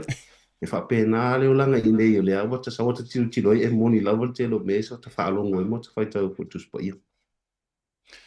Ma lo whaavitai. A o nga feika ye ku ainga ka atalu ye tu ainga ne to. Ia so fai so o lau mai tau. A o la inga fe tau I pe O ai oi ku ai nga ye ke ringa fia mo fa pa fanga. Va tu fa fonga la tu no fo I. Ya wala nga ele fo ngai me or fa pa fanga I tu langina. Ai mai tu ai nga nei to nu tal tu nu. O ai ka mai piko siringa mo so I ka manga pe o ai nga vivesi. O te tali atu fura o kiwisiano ia ele ngā pā lawa la tu ona ele o malosi se la tu se tātou ia population i nei tangata I kiwisiano ia o iutai atoa leo atoa lawa Israel kai kongu fua pole fitus full vals full percent o tangata anu wa ia I nei o tangata iutai ia o la tu la ia lo leo ina fa au penga ina ia o le tu lava la ia leo Palestina po le au Jerusalem ia to la Haiti lava ia tele lava ala e kongi pea pe o pu tu sa e pe e tuma la titi mai Palestina ia overreact fo la ia leo fo ia o Utah ia e sia so wala po mai fo singa to se ma tongi mai ai fo ia e Palestina ia o Natalia tu fo la ia leo o Utah ia fo le ina ia pena ona ngosi kuea ai pe au Utah la va ngale le tele la na la Afi Aotearoa la to pulenga puinga ma va ai ngo o tonu lava I tonu Israel Ma lo va dai. Ai I tonu o lea atunu. Ora se le vela le mali e wala nga o le ma kwa fa akedi sia ngoinga ma le la lolangi a ko. Tupunga mai le tangata na soifua e Jerusalema o le to tau fa ilo alo tatou ali fa o le sikeris. A o le ala ali o mangingo kwari e le ko kelengi kerisia ngo ko o Jerusalema ma Israel. Ai o ile development o fa nga malo. Tata no ila ile tu fo ile latina e ina matamau a inga. O ni malo si anga o ni vaenga. Fo ile le te mai tau winai o fa moe tasi e le tamau ainga o Israel po Jerusalem fo I ona tu langa le reitei. ai lava singa o le atunu I tu langa ia mo me o resources pe o tamau ainga fa samoina fulele e fai singa tama mai o tangata Utah me se lava vaanga me tau se leni a se feina ele Utah se leni pe mo investment ia o foi mo o the experiment foi po vengi polo keki foi le engosi creativity foi le ma fo ta kata e pele mo ya siata e fai atu le vaenga fai atu le vaenga o tele foi o product e fai atu ine ile foi ine Israel e se atu e vaenga le la ko ya la ko brand foi le made in Israel e se ine Utah ale tele la o meio ai alu nei malai vale ai alu nei security fu le mo clearance wele ke do ko e alu I mo me malabana e fa watu ine e o folta vale le fu el ta vale le alu el tis kamale sul pala kada usau temine Ia le la bona ma fa e alu watu ine e telefo mo fa fo mai o tono milkel ia le ngata fo na vaenga la vale me to penga ko inga penga ss e peo ingale ele to mai o tangata nei Israel fulele o to mai langa e fai ona la to so tau au mai sia tunu me se lava America peo ingale tele anga peo ingai e ave o la to o loa no fa lau I loa I la ile ona mawele o fai o so tanga mai sia tunu e ma fai pa anga I lola I le mai sia tunu te telefona le pela ingale pe e malo sil sa wala to wa fo ya so swani fulele mai sia tunu te tele ya ale ya tama mai tangata yo te tonu fo me alofana le tu na ave un tangata fule ona ye fo isi fte ta inga ai si tangata it fisi mai te au fule le fa mai e au te tonu e u te wole tu e se mamalo le tu wole tu e se singa fe ngai ngane tu mai Israel o ba inga lava na asia tangata mai fafu mai tau mai fo na ia tangata la titilo mai fafu ya te bala au lia lava ma tam fa fule le e invite mai nei e no fo ma titilo ona o la uia titilo o la umori mau iai o le whengainga lava I Israel tonu tuspa I ele mawai la fo fai le tu ya apule amo e famanu ia lo nu o te famanu ia iai tala le tu no fai ata vita se ilonga lava umole au mole pofoto au mole ta whengainga pele te tonu pele fatu tua pele usta I fai Israel I le tua wale alo fai lava le tua wai peo la mtanga mai lava ia papelonia paso solo mai lava ia Herota se yo o mai lava ia Roma nei tangata ia o me lava ia hiti la fe turi ngai sauaina fasiotia le ia o me tene asiato le lava tupu la fa me na me lana ma lo whaatai. Mana ia te re lau whaasoa. Yo le tau whima le tari tunu ngai le ma vai. Wala ngai pe o fio ngā le atua. E ma vai atu le langi mare lalo langi ai le ma vai na upu a whaila o mea sa ia polo misi ia. E fiu fo le mawhau whau kakai e seki ma fika. Ia se o atua inae. E langona fo ia. E mai to tonu o Jerusalem mai mela nei la ofisili atu tatou mai fafo. Pe afa pe la ka ku ngai e ni vai ngai te tau yo na e pikefu e tai pe vele le awe ke so nga fer wa so as a tourist o awe ke so nga aka fa mai la wa vai ga fu ngai pi ti so ngai ke wa te wa ave fa malosia o ni vai nga au mali tu lang fa pena in other words e sa nga le mu le atu nu a wale au tu va atu fe wa inga matu lang o tourist mai fa of tayo te tono so se atunu te tele lava e lava ia fa polenga na e lava ia tulanga nga e taun tato fa itete ia me se lava o tulanga i o tu manga nu o atunu ia pe tatu lo fa Samoa e tinga lava nga ia i vai nga fo le fa saina tu risi i tai o itanga fo le blow holes fo nga i tanga e o atu o ia pe tulanga fo la nga i nei e ai fe ava nga vonga aulo sapati taun fa malu sapati au tatou te sodia sapati wa pe o tamana e ala iona pe ele fi ai utai mo tangata ia mo salemi ono lo chau nei e sau e soli sapati ia e sau fo e ino avale ile public place mo tulanga fa pena mua sali leia mo o ke me uma ele fa il tau la so fitul tau sanga tina ia oktoba o terminate wale to malu puia se vai nga mo tulanga de winga lo famtalanga ona o lo falonguina la vale the tension between i tu ainga ye lu mo salemi mo tangata yutai me sa tonu nei Jerusalem wale to yese tu risi termine asia to sa tonu ona o isu le fo la declaration ai pale mio Israel o lo fenga Israel mo taua so le would declare Israel the state of war. I feel sa wala oi. E ma fai ona e sa. Ai o lo saunga le mu, ma logo langa i tutonu i e lunga lavo oi. A tu lai mai se vaenga, pe te wai a faina tu nei. E le whea Israel mo insurance, mo vaenga, mo mea whala na le wono fauta i fo la company e ma sa ina mai a tangata tuvis. Le o fai Israel e fai anto o mai tangata. A mea umala po adi vaenga tupu.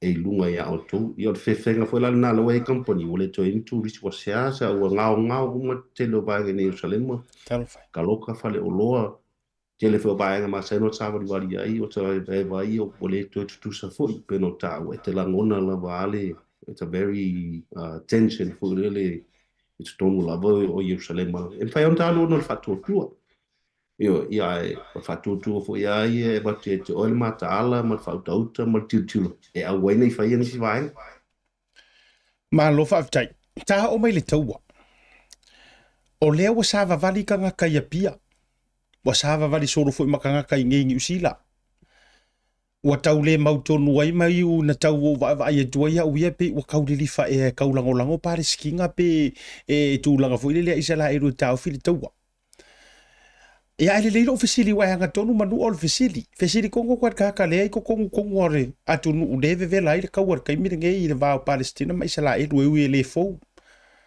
ola e ali ile sa ongo le a wai e nge Hamas male nei au vainga ai ma fa na to o te lona e au mai isi videos ia o te langonda fo ile to tele o e fa fonga ma wa runga ni por kala ia le ato e fa fonga lo ia ile tulanga le vainga le em foi ngai karakara mai le taua le o ai le Hamas ai me se foi o vainga tau ia Palestina mai sala mo no famta la ina le mele tenga lua nei a vainga le tenga lua nei asia fainta o lo te au no le malo o fatasi for the United Nations o le mato ia mata fa yo le nei o le ngalua o se file mu o tu a inga ye lua si la fiele tu lo lo fa ya Israel wale mafaya no ave filo Israel we fai mo fit O le atatia i le atua na tūlanga e whatau nu pelna ruenga o tō fie o te saunga i o tū le filemi. Ai o loto atoa i o la sile le tu ono me sa ua o ina i o le titi. O le tau aleng tūla i mai le tausangan tēnei o te tonu le wase lau luas fulfitu aso. Talu na uma le tauna uma i le tau alea. O vaenga i a Palestina siata. Se batu pese whatita inga awha pēo o polu atoa i o Israel. Tu lou le tu malo pēo ta ua whalatai. Awha pēla whalatai atoa ai. I ngai mu whanua alua ngai o. O tangata ngai no whaina, o tangata Palestina li tono Israel. E se whalat whainga malo la ngai ngā, kusalat whainga malo a whalatai. O vaenga la ngā le ta uo, e la whaingo yakas. E taula latu whainga malo o le Hamas. O i le atu ale i pata. I le situ malo le ale i pata. O tangata e fōia, o tangata Palestina. Ai ese foi latu whainga malo. Lewa e tasi a tangata anu. Tofu mo le pitonu e nono foi. Ai ese whainga malo. Au Israel wale nono fo mai. Patu wenga. Israel upolu. Palestina whalatai. Palestina iai fōia. Ia tua o iale pati. Ai ese whainga malo. E folo ala tangata i e lato i tu malo. Lato i whainga malo le mana oi. Iwe. Nā spata te inga, whapela o tangata Hamas le pūlea i ale kia whalata. I o lato i ngā whainga malo, o mea le mana na o lato e whai. E ai mun uma i ale tu malo rea. O Israel la, o le tau mo le tu malo rea whalata. Ai le o tau uma matata Palestina la isi vaenga. Okay. E le o tau, e se ale, o Palestina la no whai ale i pati. O lai okay ala to e mo ia o lai pe e hurt on the vaenga le tu me whalata. O ngā wheo whalata i fōre ngā usfa ia mai i tonu i. E re usfa ia mai ala i pati. Le ala wa tali i sara edua ngai ha whalata. O ngā tusai malata wasfa inga. A o isi tangata anu ia Palestina le ngofo i ala i pati. E le o Afi Aotearoa la lava e ta whawhao ala to e ki whalongo fo i whamtalanga whamai. Ia wa makea i ala wale ina ono la to re amataria. O se whamamlanga whawhaingo fifo le se ilo se mala mai le malo le atu fu. Mali. O ala vaenga umo le manga o whainga malo whalata i whai. E muri tai uma i ala to wia. E le mawhai fo ilanga te te e mai whalata i loto Israel. O na lai lango latu whainga malo. Le le ta uole o le Hamas. A mantua fo ila asia. E le o atu nu umo laulai. La tu ta ua i Hamas. O tangata whatu whalalave po o terrorisi. Na o Amerika, Britania, mai sinat o isi atu le, okay ai le tau. Pe o tūlanga la nā le tere na whete ngai, o atu nuu ngai e le recognizing o se terrorist groups. Ngai o e lango. A o atu nuu e lango inga o terrorist groups. Ngai te vai toila against, pe o tūlanga nā le te vai e sabali fo i le mo. I vai nga umo le awha o loloangi, a me se rawar ke lopi, a nā whawo o toa i si o tātou atu nuu, a me se New Zealand mo Australia. Mana ia tele lau whātaita i ngā Vincent, lau sunga le fita. Mana ia tele, okay lo, ale winga rau tala. Wa manga ia fo waka magingo e peia ia la waka o koi fo maka ika isa la e. Tu so le wa ia whātaita i ngā whawhaingo fi, wa mengi, o le maka, ina mātou whaita watu, ia manisi mako ngi wai kaki ia le wainga mana malama. A pea mātou ia aipe kai whape i ho ile leo paris kinga ia sawa ia o isa la e ru upolu. O le fe tau wa i vo ile kai pe ia e o atu nu ese. Ale la o manino nei man tore vai na o se vai ngala. O le la o makua fa sanga la isa la e ru makua ku ipomu ala tu langa o le. O le ala se update mai le nei taimi tu langa o ta o toile taua ma le to atele o le soifua o mau fa mo Vince. O taitono o le citizeni pito siliang tamta asiata lalangi o le citizeni Amerika, citizeni Israel, citizeni Britania, o taitono foi Australia, New Zealand, o le winga lau whamtalang. A whape e ave o e whaatangata tau a whaatangata penga foi le whape o kidnap oe. A whape kidnap o New Zealand. O whese me kidnap o e lalai. e fua la ia po la se tali to New Zealand pe atu la vea o ina lai te lo ele valuinga e lo watunu o lo na tangata anu o tangata to se ra le ta o tangata America o fe kidnap ia o vaenga ia la wari e pe fatu fa la ve mo ave tangata fo le fa polonga ma fango e tiro por ala sixing na o ile leo na request la lo tanga lo watunu e to tongi aku le tupelea o nga release mai leo o tangata Israel la yuta e fai lava singa mo walunga o le value o lo tangata e tasi te tangata Israel kontitia afe lima se lau Palestina le racial equivalent sorry e tasi la tangata o yuta e matua i heta ko le tu e mana o ala yuta e tau ile afe mo tupu a ti tiro fore tangata ina mali di ul tau i le sfa ingana le sofito ki top e afe tol se lau mo tupu le afe tol se lau mo tupu na e tau i le sfuru afe mo tupu a ti tiro foi i sfa inga America pe ata ti tiro terminos pe ata tu fa so pito terminos fa ia pania hawa i le Pearl Harbor tau ia America tau ia ko pom ko ia pan o mai fodei leo isi sfa inga America le September 11 tau ia toa tau ia nga Iraq atoa o se pe esere ile racial le fituna inga folelo o tau i masui pe atu esi tu le tali to fa pena la va nga le temini o tato ti lo fo le telo so i fu mai ma tele ma to nga do i kasa sa o ia fo te mo tau sanga fo sa o ia ile ba yaso te nei o le la ba fa i ma to wo ton ono se so ani le mo moli atu ni ngai me ai ni va nga fo le se so ani ua liu efuefu le iwa 10% o lau ele o kasa. Ua matuitango lava iutai e matuai. Mantua foi sai lalo o iutai ia no fuanga le mua. Sa ia ona tangata anu e peita ia le ia na fai lava le lako request. Ma fai le lato palot. Le nga sui e loto fai ngā malo ma mari dia do le arte te ina lato e vaanga le lau Hamas. Le lau wa sawa i lava la le lau o ma temine. O le manatu Israel.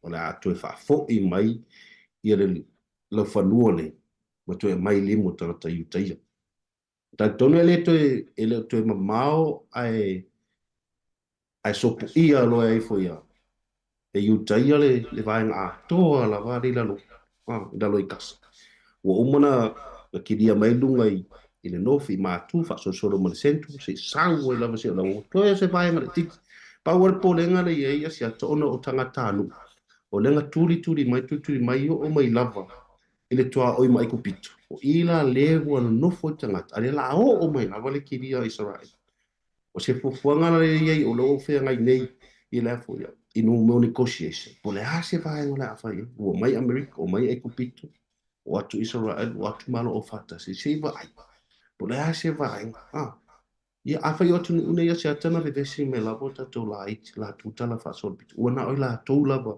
e malama i o lato fui whawhita auri. E pangalia, a whaile through violence. O le lato lava ia nā tō whinga. O lato fui ia nā, o le unga fui nā, o le whinga tā ia titu le tātou kirisiano.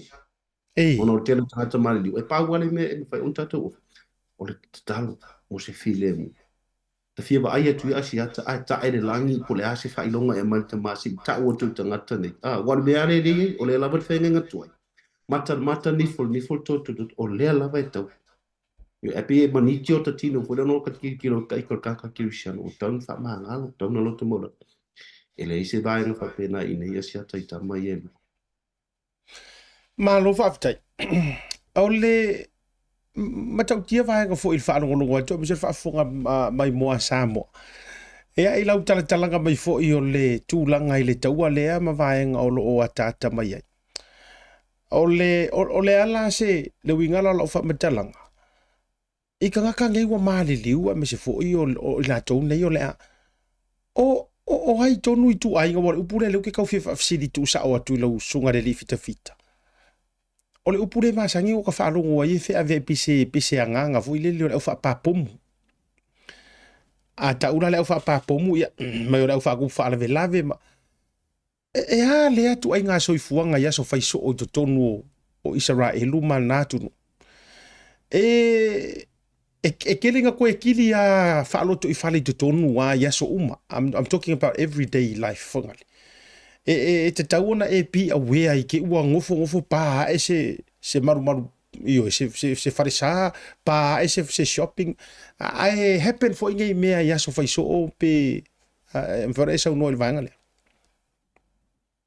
Ia, whaftailonga se ata. O te mine, ua le tu iai se vaanga le ta ula fu ia. La vaanga la whapapomu.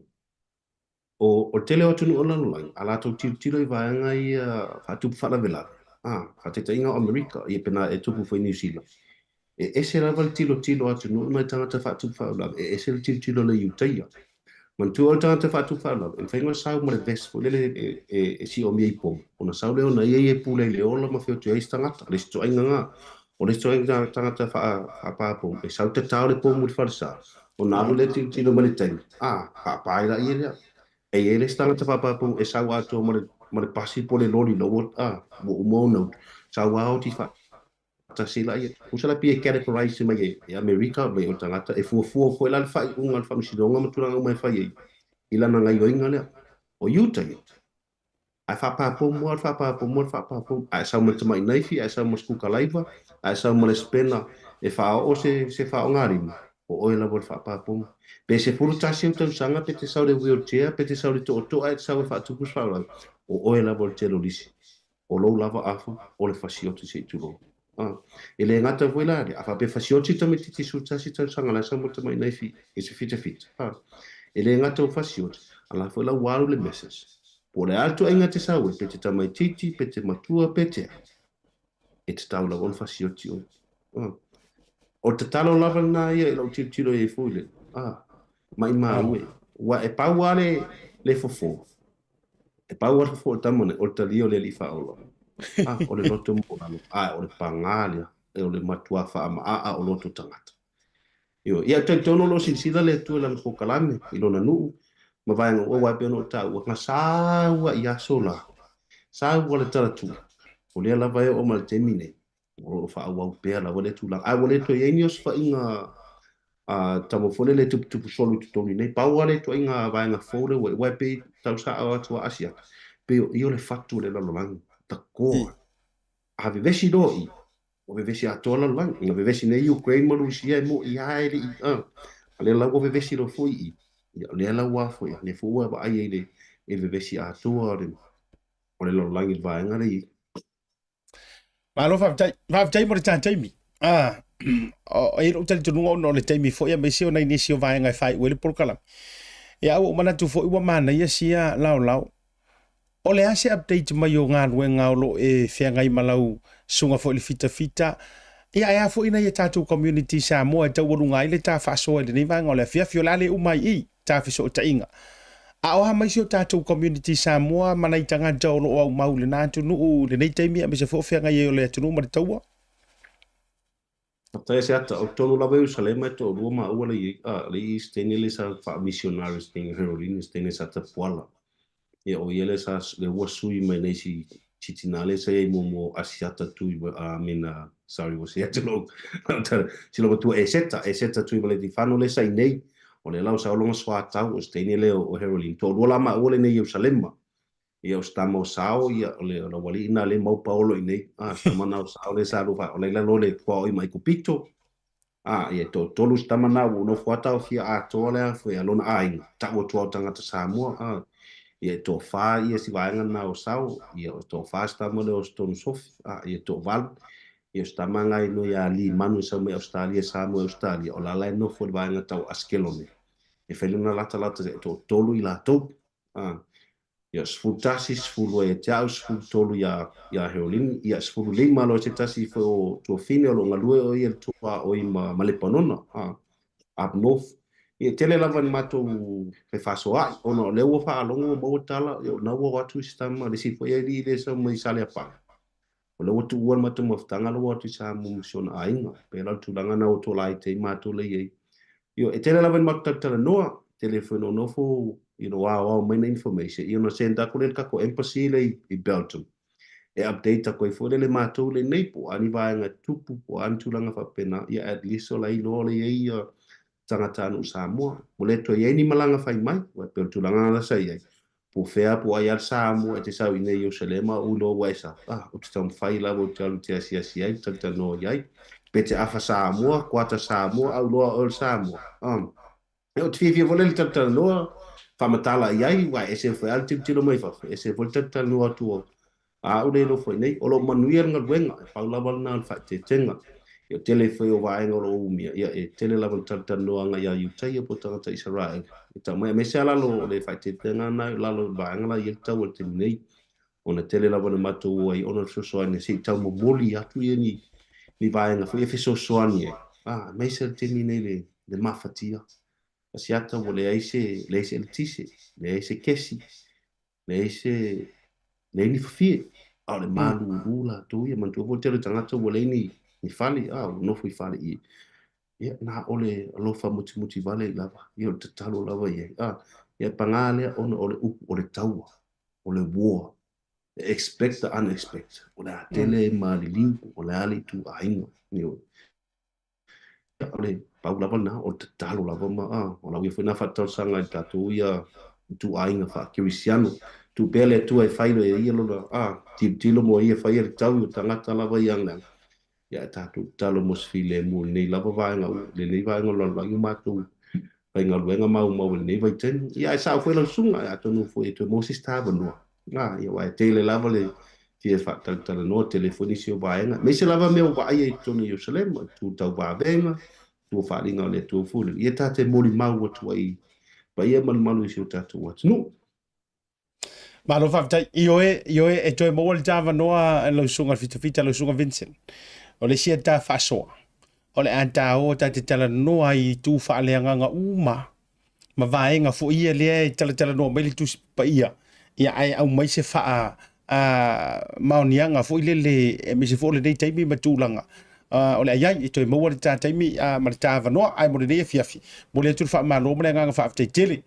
E tu sai o lo wa no e ta por kalame e a me se foi e o se o tonga mai le no pa ia le ai pa ia Jerusalem ia na fo i Israel wa fa fo mo se ta tu no ia mana tu le vita fa to fa te tele mo we fo il nei tai ao ia te o to me se fo o la singa fo fo ngone so lu ia mai ia te nei a sia te nei New Zealand ma ta tu studio ma le Blue TV fa so fo ia mo le nei tai pa eso go se ata fo ni le tu kaples fa so fo ia o le whaataltala noanga ma le sunga i le li fita. O loo whea ngai, ia ma le tausiei no le file mu e a vea ai masui o Samoa i tonu o malo o whaatasi. Io le United Nations. O loo la tau mawhaia ia le sailing o le file mu po le whaatupui no le file mu. Ia tunu o e peo Israelu, Palestina, manafo ia tunu o loo whea ngai. Manga ia yor faso sunga Vincent. Me se fo i tatou. Ya, amu ia fo i la tunu. O le wingo la utala. E fa amu ia ia. E le ma vai le alo fali o le akua e ui le matua fe wakanga. Ai le ma vai le alo fa ma forfolanga le tua. I lona nu o Israel. Me se le fo i le ai Jerusalem. Ya le na fatasi ma mafuta ma ia ia sunga le fita Vincent. Ile dei vanga foi o le afiafi. Tato balolonga foi mai. Tato atu na initial tato update. Ai mai se. Ia. Se o tonga foi ma se tulanga foi o le video foi ia ma le tulanga se fatala noanga. Se vanga o te ono fa ngai na me fatala noanga sunga ia fonuti. E tu sai o le saunoanga foi ia tu fa fine pole ai ngor sunga sa mueru lo mariu. To eva tu dungo le tanto por kalame mas le sa so tai mai pero fa tu la sa na sa so tai mai ia le tu fine le mas fo ono le pisi la vor tanto por kalame ia la tu fa ai la le tanto kiripile uma tu ina tu dungo mas ni so tanto tara to ia mas update mai fo isa mo mo tu putono so tanto tu pe mai tanto fa sa long fa business ni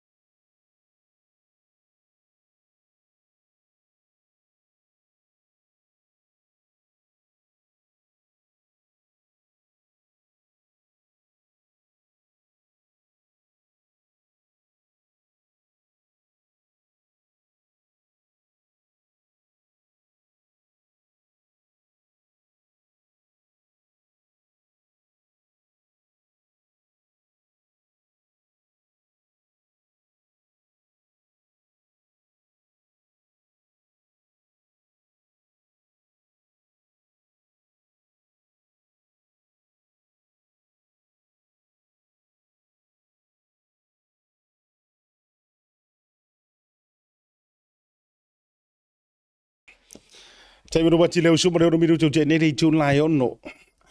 O le tāua leo le poru kalame le nei mai sore Tautai A'e. O le tele i o vaenga tāua. E mawhai ona mamoli atu mō lousi la fia Samoa.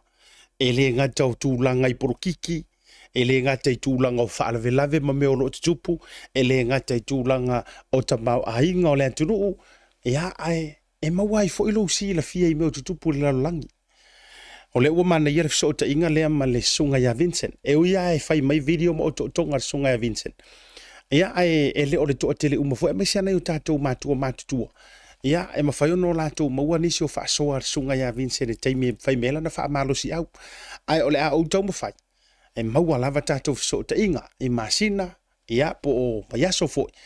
Ia e oto mai e le sunga ya Vincent. Vaenga o lo tutupui o Jerusalema. Awalanga i le po pese no. E alua ia a wha, ia e so o mamangi ngoa. Woko si da fia fo. I le teimi na tupu le whaalawe lawe tele i Amerika le September 11. Le ana matua whaatama ia whale te tele masanga fo i e lua i te tonu o New York.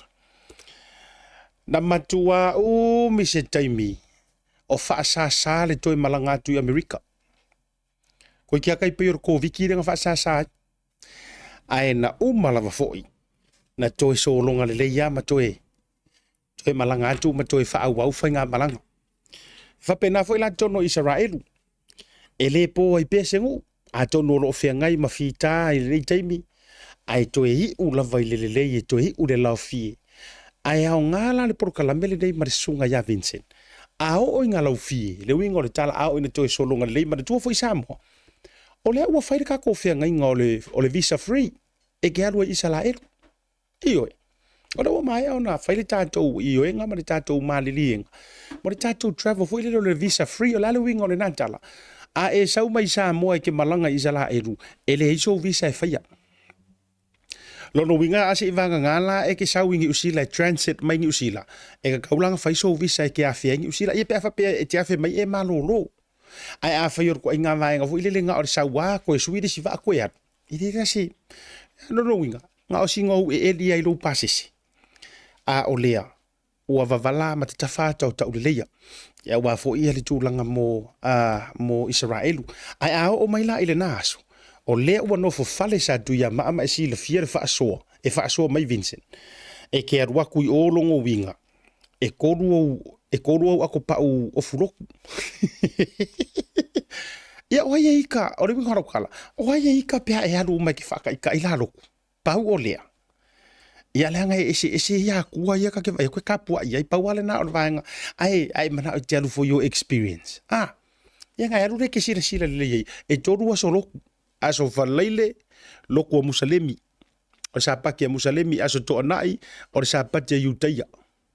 Male aso sa paki a Kerisiang. Ia.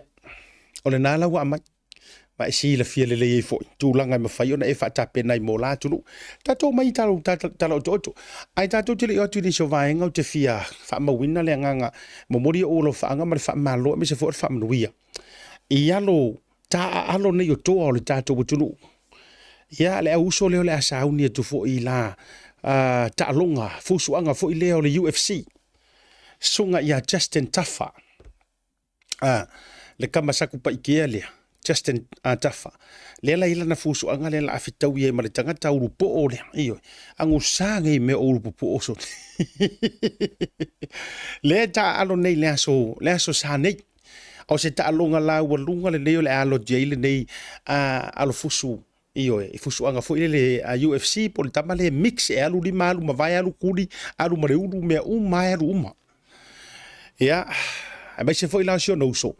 Ia le sunga ya Junior Tafa le foi e whaatape na tunga e pingi foi madesi foi urupo so le nga urupo po o ia la fitau i mala wari ia ia tūlanga foi la o lo iai ma mole toelo whaanga ma whaamurianga o le porokalami whaapea uele se saku pa ikea iyo e ma le muri fongua ia tama fusu nei so le ia kake musu wa aka whaiaku ngei foi la kakalare ngei o ngai o kakei ia wao Samoa e le ia se kau mawhai e kawe, iyo, a ta whea tu nei wha manuia tu nei o teia.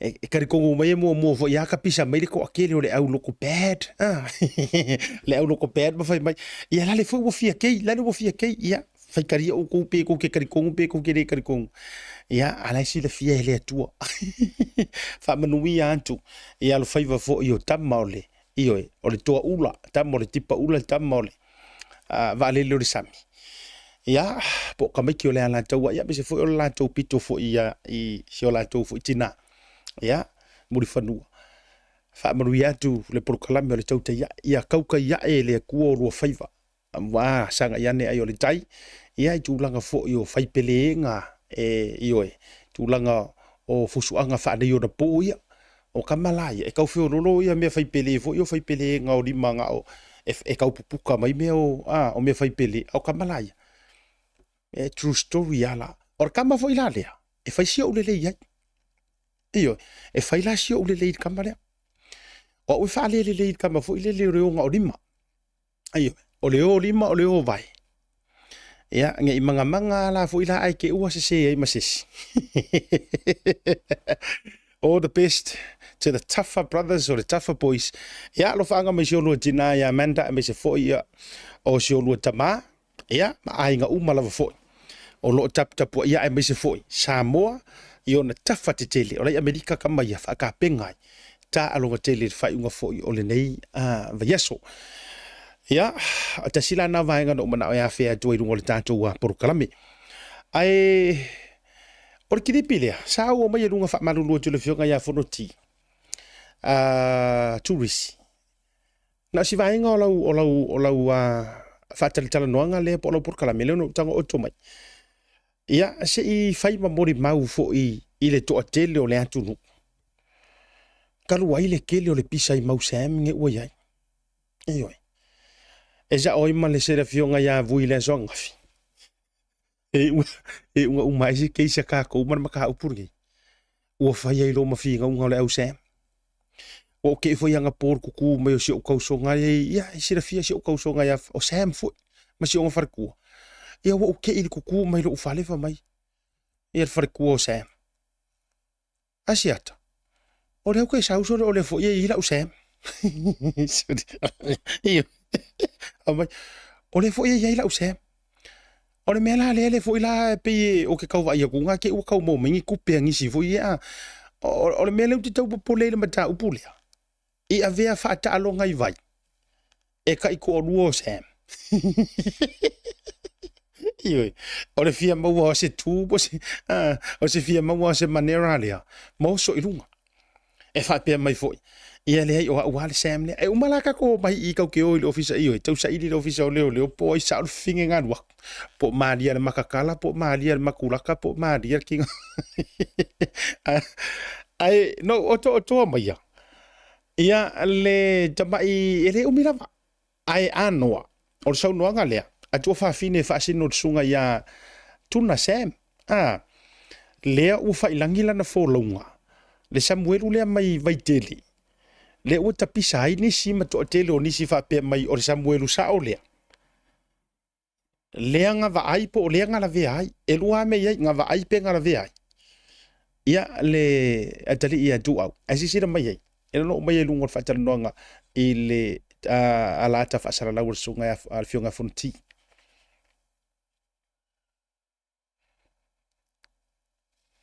mafua amatonu la morona mali na maoyo cancer ole maso tongane fo I wa leva na mai ole fa o sima to u wono mato tuangani ole mato tuangani ole mafua amatonu la morona mali na maoyo cancer ole maso tongane fo I wa leva na mai ole ia na pawangar vai nga ho kango pawangar vai nga ho kango o mai ole fatar no nga atoa male pale sau no nga asi mafinesia na ilunga por kala me le sunga ya fonti tourist ai wala va si nga fai upu ka mai ai wala va nga or fsiri lo mafofau ole ale fiso ka ingo si sem le tarno fala wetele tatu tarno fala wetele le fapia ka kola se tatu ilo ina e u ia nga falongo yo ka kingo le fe kau esa disi ko ye inga aku disi e wadi inga va kule la kosi wale ese so kanga la vai kasi orsi ai mase au wala ai nga o e vela kosi o nga o fa nga ngor ie ko nga kasi ngi ie ko nga la ka kia ala vai ko e rua fale vai mar fale la fai mar mari o ke ila le ai nga ire ku ko si fiu le fai la unga kausu e fa mai ro markala e kausu e so kanga e uma nga woso e fa mai o le ala le manto wo mai le nga ngofo a le makuku inga le mako driveway ma mai kau mai asi ro makua le e alu e avele la pisi kua ma saudu o so kanga nga o le ala na le manto wo mai la nga e lua fare kau ke vai ai wo misi le makuku kama le va ai mai singa ro makua alu avele la pisi ro ma batu fa fonga na tinu alu ku alu o le ala nga ro mako wo mai iyo sa oila e u ya nga lango ngai kingo le fe ka wiki le ringe yo mai ai wo mai lava e foi mai la utala si tanto wa mati ina mai loina fa la wa tele le maule o manu mai ma fa mai o semble tu lo lava ia na ainga matau ainga o lea uso po le tama u fa ilangila na folo o le memo mo fisili mo o ingo le mai le o mai ia Samuelu le wa afua ia i le tau o mainga le vaenga le la tau te au mai le tala le fa pe mai wa alu le ko ruo ska malo le Samuelu fai o ofisa leo o kiro ko ruo o le mea konga wa mai ai wo ki ai ia onga o lenga a le ala o mai le ainga tonu o Samuelu yo na tua fafine malo na ainga ma pe mai le ai o le mafua anga o le maliu o sio mako kuangangi ma ua leva fo inga ngase tu loa o le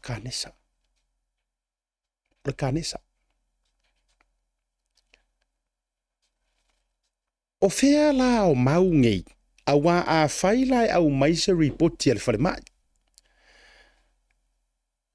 a ole a inga lea e faise la koukangi ile nei tua inga tele e mo o mia mai la se report ti al fale mai e faa maongia wa o ka ngesa kulo ai longa ye se ka ngesa e mawa ngei mariu ngei ai longa fa so mai se sirunga tato proclame pe ye se singa mai i se la tou ainga na maliu ma fa ilangi le fo longa na mawa le mai le o le kanesa e nga onga kangesa ngei maliu kae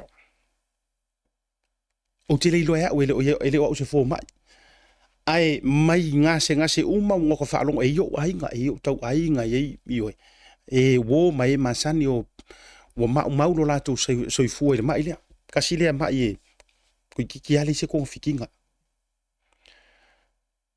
a faila e o ngei le a inga ngei wale ngolo te fuatu pe a fa pe ke fawinga se kala ai mai se la tatia la tangata ye fawinga re kala ai o le fa so le nei e au vatu sa o mo o le sa mafuta le sa mafuka ma Samuelu le o maliu ava kusa o fa so ngei mo o a fa pe o lai fa mawinga i moko okua po fea lava po se private doctors fo i Samoa o lai fa mawinga i le ngase o sio tu o lua diagnose ma mawele cancer tu loa o le asa ukala le ngamea ai ua e ka penga e ke kula i rumor fa msingonga pe a au le maka upu lea ma le tue ese this is a separate maka upu pe a o le a inga lea e ave oe malaukala awa o le upu mongi ele hai lava masau me maua ku le kanga kai fa ya mai po kala me maku inga ia ele ma fainga maua mai ai se fiso so nginga mo oe le anga ile ma se si o la tou te mori mawina pe la tou te Fo ile le la tau te talina le mau le ainga sa mo wale la ku ku ngangere kangesa. Ele mafai la tau na tali le tu ainga mau le na. Nga pauar ka nga kai mafai ngo nga lifo e kali e fa maungia ma lifo e faisa nga kala. O lau susu nga le sa ma fuka markang ka do mari. O lubinga la tatala. A fai o ngai ke si la fiele lua mafukanga marchiu to lua sai ai. Wa le vanga rua ki ngā inga whaakasi e kausa ili se fofo. Pe a fua i le mau, ma le mo le mau le au mai o na tua whawhine. Wa leva o ngā mauara mako kua ngangere ngase ngase longo winga. O ngai ke si la fia, o e lea ngā rua ngofo. O ngai ke si la fia.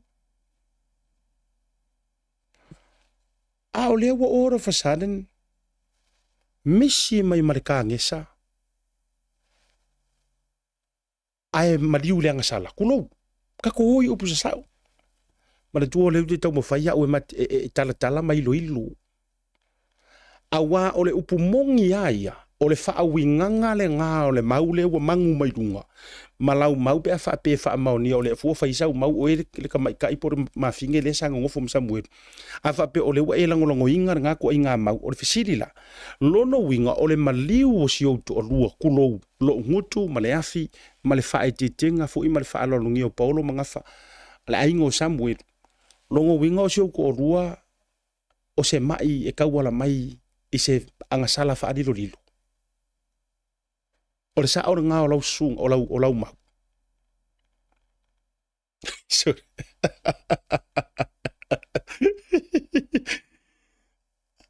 o e tau mo mai o e lea ma finge lea lau de kere fielo o te fielo fo so ngwa ai ona walava tala ye au mai ma fa sala longa ma video ye ka share solo mai walava le na e ta mai ai e aka ngia mai o lea ua e haru fa matala o le mai o si o to olua o se mai e tau wala mai se anga sala o lo o ufi manana tia ai a fai ngei la o fa mau ngā le fare mai o le kanesa e ono au mai ingi stages o le cancer tu lo le fa fonga mau wana tunu o le fa mau ngianga ngai mo o mia le fa masingonga o le court ma fa ai unga le fa masingonga e fa tatau ilunga o fact e fa tatau ilunga o suenga aloa ia mai unga o suenga e le fa akakaua ilunga o ngi masalo salonga e le fa akakaua ilunga o ngi roimaka ia la e oso la o e fa kaulia ma fa mo yo roimaka ai fa fe o fi o ku iro i makol ki ngā o ku au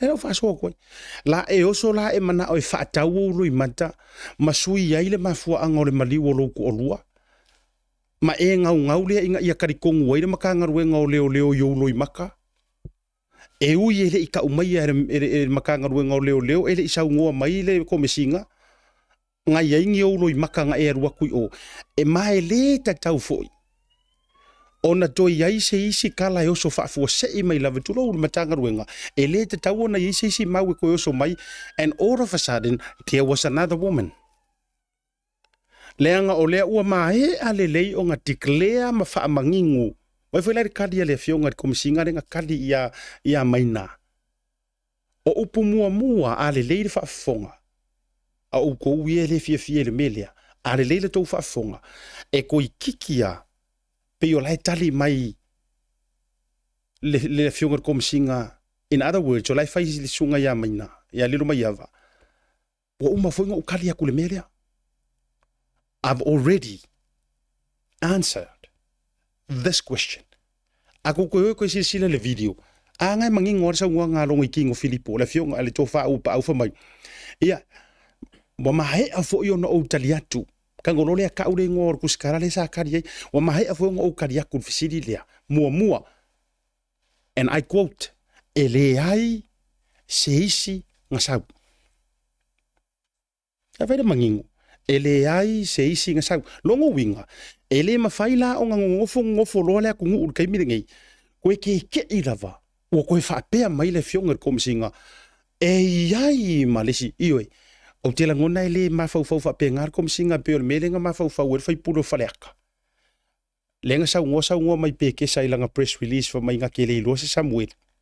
Ai arua le whaakausiusi unga o le karangoa ngā kasi e koe fa mai. Ai lar ka mangaruak. No. Ele whaapea ngā, o ke karikongo ele whaapea ngā mawhau o komisinga. La ngai sila fia le komisinga.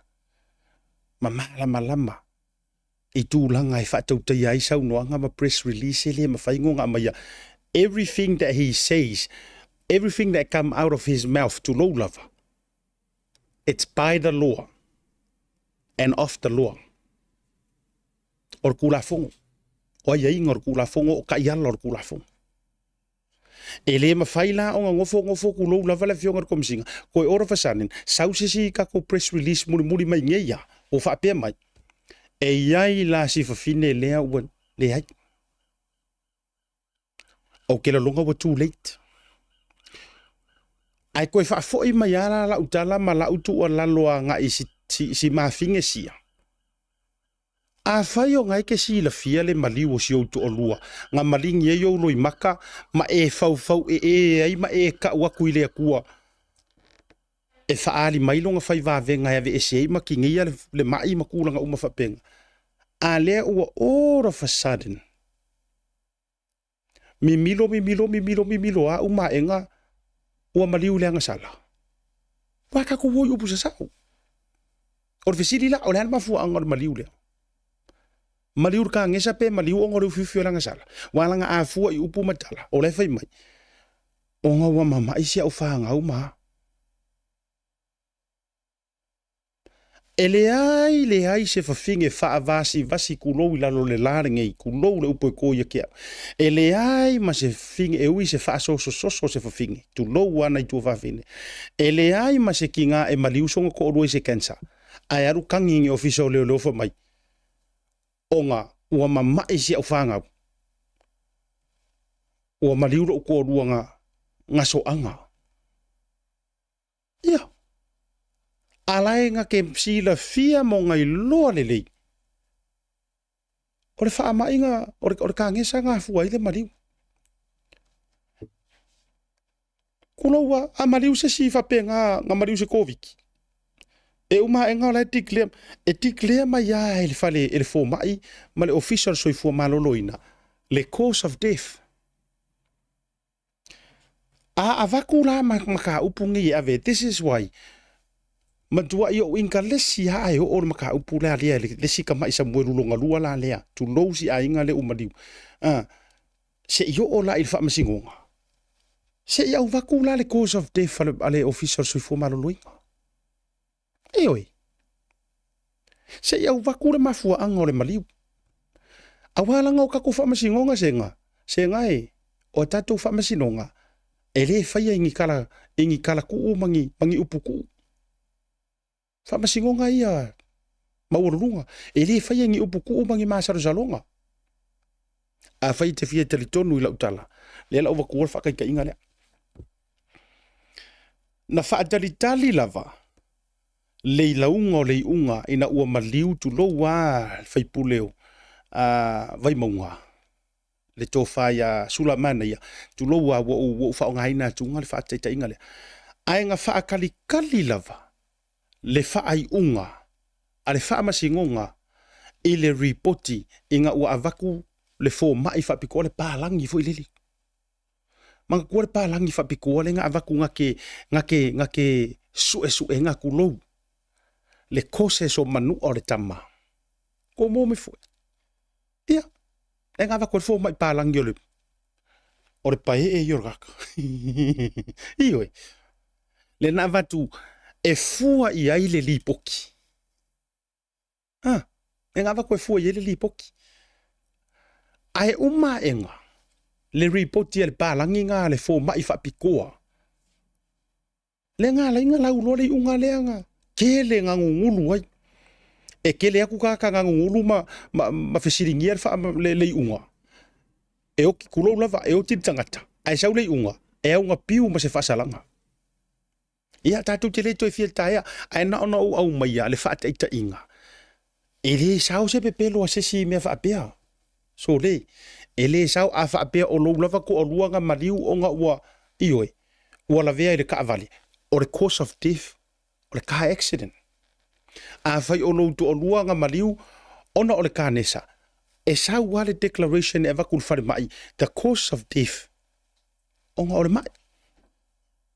A whai fo inga mariu se o to o lua e unknown e makua wai e mariu whapenga e makua fiu e su e pole an mafuanga. E sao fo ila le whaamatalanga. The cause of death is unknown. Ia. O le winga lala wala e ona ta whaasua tui le tu inga e au ngā mo oe lea e ke kau kāpenga i ngā mea. A whai o loutu o lua, le sunga ya Samuelu le sa. Kalosia. Kalosia la. Ai sa o lea mo le mau pe a whapea e sa o le o lau whamatalanga le leu whakere i mau e au sa whamamunga. O tele i mau e au sa whamamunga ai na o tala. Ioe, o lea e. Fea vea i solo ma au mai fo ilae. Lau au mai e isi whare whaasara lau. Ia te au la ia Kalosia. A o le whaamaongi nga. Ai a whaapea la e uma e ngau o i kai le whaamasingo ngai muringu. Ai su e ange au mai le li poki o le maliwa si o tu o lua. Ai au mai o lai whaamaoni a lavana maliu le kānesa. Po le cancer tulu. O le ala le sikala la whai. O le angei la le sikala o le awhai. Ia, na ona avatu whapena. E le tūlanga fu ua iei. Awa ua matua to a tele lava. O le si vaenga. Ia, o ta whaalongolongo atu fu. Ia, ua au mai fu i tūlanga fu i le whapea mai ia nisi o le whaamangingo sa onga o le whaamanino nga sa o hale o le vaenga e me se fu i o le tūlanga o lo iei. Tātou tālia pea ia tauarumanga ua ta otomai ma le tua le aso taeo. O lea e whatūlanga mai ai la le tango fia loa. O le payroll applications o sunga ya Samuelu. E le i whai angafi. Ioi. Tasi lea vaenga i le reporti no meni o news. E ka kaua whaasao longa whainga. Ioi. E te tau ona whaasao longa whainga o le lipoki. Ai se whaatu ala lau tala lea. O le mea tonu alenga kupua ngafi. E le i refusinga. O le whaasa o nga sa o nga. E le i refusinga e le whaamasingo. Ai ona toe whaapawhala mai ma toe tolo pō mai. Se i au waku makalia le lipoki le. O le lipoki lea. O le lipoki sa kakaunga ready anga ngafi. Ai o te vai atu tustu singa nisi o whare whaasara lau. Ua te ena nei ma ua toe tolo pō atu. Hei. Anga ready la le lipoki lea mai o whare mai. E mawale unga ngafi po le peka le kua pe wha unga roka.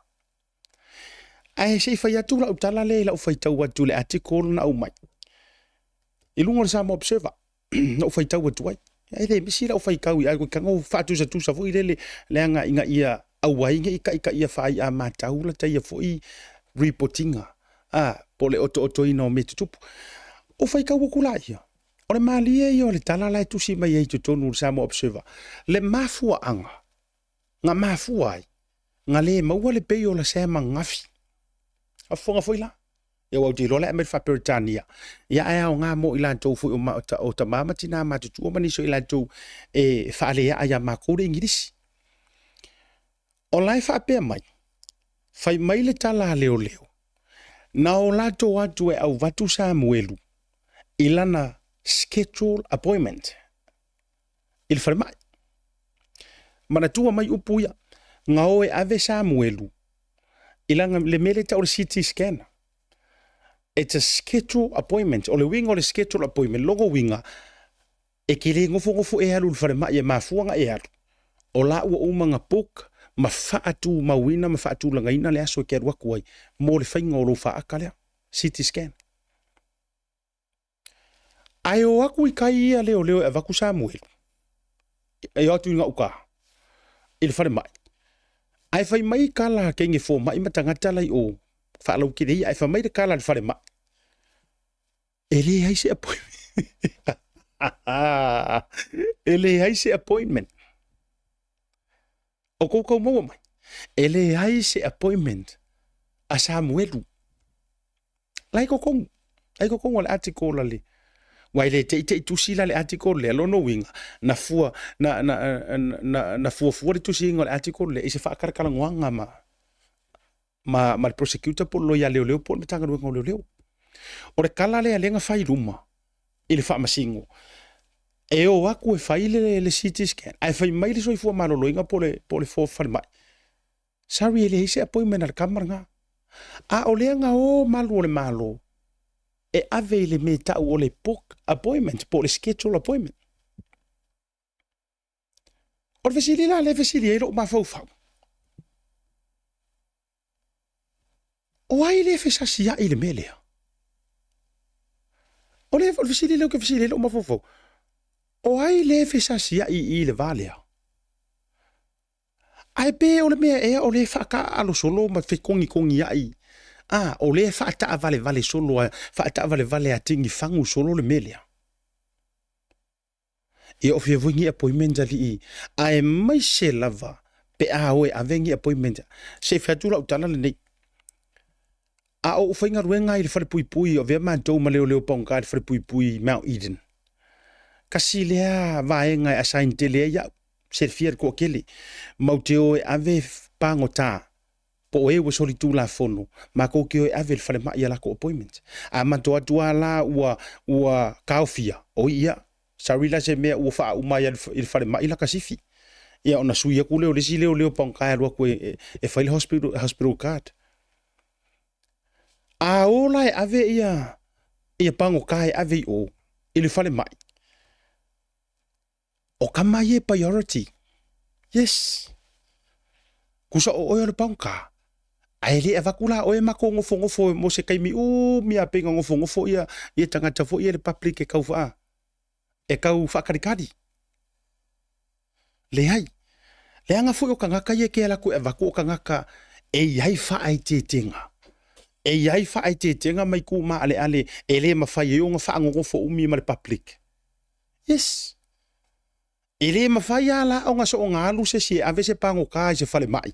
Tulo le upu po se kao fia po le alava. Tulo le fa pe o ka fa ko le o le ngana fa fa ngo fia wa.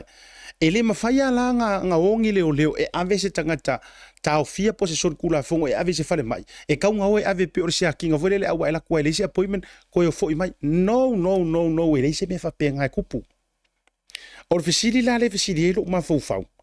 So where did the police or the hospital go wrong? Yeah. Fasingo mai pe I makanga ngo le wa la tole ngo ma sem. Ale wa ku fa mercado for mai. Soli. Ele se appointment at kamanga. Le na mafu ai longa ko fo. Yeah. Le tu lunga la ti kolle. Eoi. Credit to the Samoa Observer ala nga loke va ku le se fa nga tu. Na ava tu mai lunga ia le tu langa to lo lunga. O ke le lupenga o ke ngia le fa masingo se si ko kongu le vai sua le. Fa mai le ora kala le ale fa masingo nga ofisilia ku yai I leo. O le ala kala al fo mai. Ai fa mai. Fo mai ko e aver kamayuka. Se uma ko e vidia. O mai loanga nga file aso nga kula e lumon fa masingo nga ka nga faile melea. Ai fisili e fa masingo ai saude kadi. E o mai le taimi le nei. Ele I ko e vili masesi.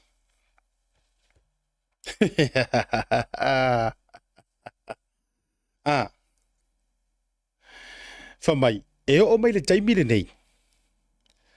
Ele I ko e vili mayasesi. O le alva e nga leo ke kau mawhaia ue. O le ale side leo di tau mawhaia ue vali atu. O le side leo ke kau mawhaia vali aku whether you like it or not. Tatou umalava. E iaisi kau whaapi o pale whaile melea. Yes. Pe ke fia ai, pe ke le fia ai. Pe ke awai ai, pe ke le awai ai. Pe ki ngā iau karinga pe le ai. E iaisi kau whaapi o pale kau whai melea. I o fiangi me ila lo le la ngi a vera ka mai a vela nga appointment o CT scan e kaunga priority o le ku fa masingonga. Ai o ko e fa bai fo maro lo inga e le appointment. Ai ko fo inga uka ko a vera ringa inga uka se uma vilia e o ai de kai ha o renga ku poe me le nga fai. Ai fisilia ko fa masingo u ko ya ai fa mai. They haven't got back to us. O le mafu angala nga lenga koe kolo ia ilo se ia ulia kai au. O la ua fua le lei la vai ele toi ora lo el fa masingo. Ioi. Ia umangei angafi le kalango kwai. Ia umangei ia aver kamanga. Ave saolo. Ma fa kongu so fo marolo inga. Fo mai. Fai le CT scanner kamanga. O le ala na le na fa pa fala mo se aso se kas. Le anga e fua i le unga.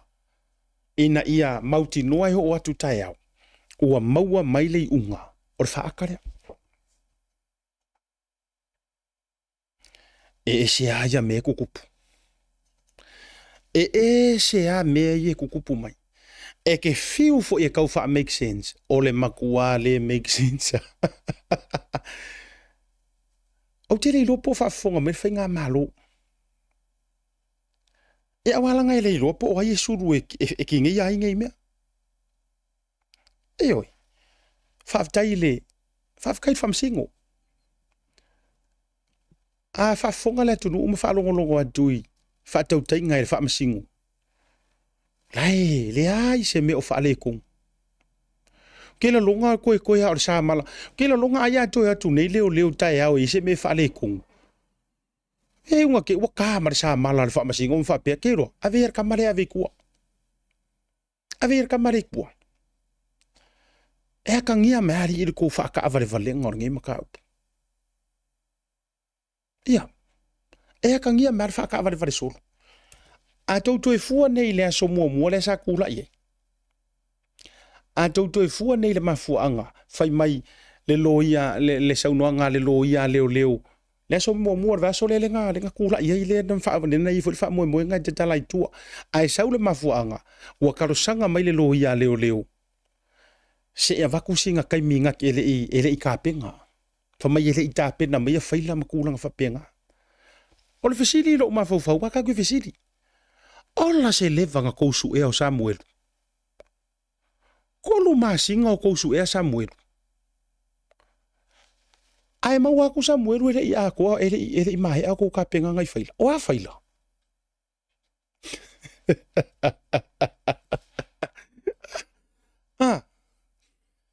Se mo tactics. Mo miko kia. Me e o police tactics. Yes. E wala ngai le se la ukala le ku fayak. More than 3 months ago, ina ua mai ai le whakarangoanga i lungo le Blue TV. Ua mai ai isi a video sa mueru le ngā lulo ia pop up ai. Ele leva ai sau lo marisa ilinga o sa mueru whaalau e tele mtanga ruenga o leo. Su e mai a ingasu e mai whako a mawar kausanga ngi. Ai o le aso nga kula iai. Ai ka kalo le lo ia leo ma whapea kuru whamsingo whamore. O aule kau whake ia ma whaianga koe ku mai seavango se kau ka penga mai ai. Maua leo ma sa ililinga leo. E winga i le keisi ngai. Ora fesiri lo ma fau. Ia e karusia ia uke le lo vi penga fesiri e lo te le lo e au ia. Al fesiri lo ma fau. Ola se levang kousu e arka malia. Ele ila vala ke ra ingo ko informations manga mau tulanga whapena.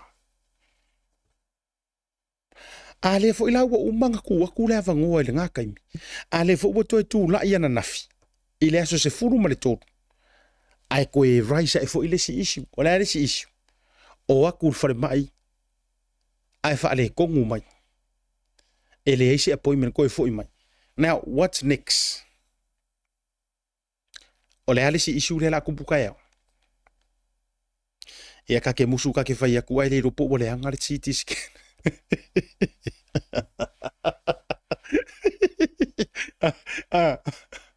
What's next? Ole alisi ka ko reason ka ya. Ele tau mate ele tau ilo.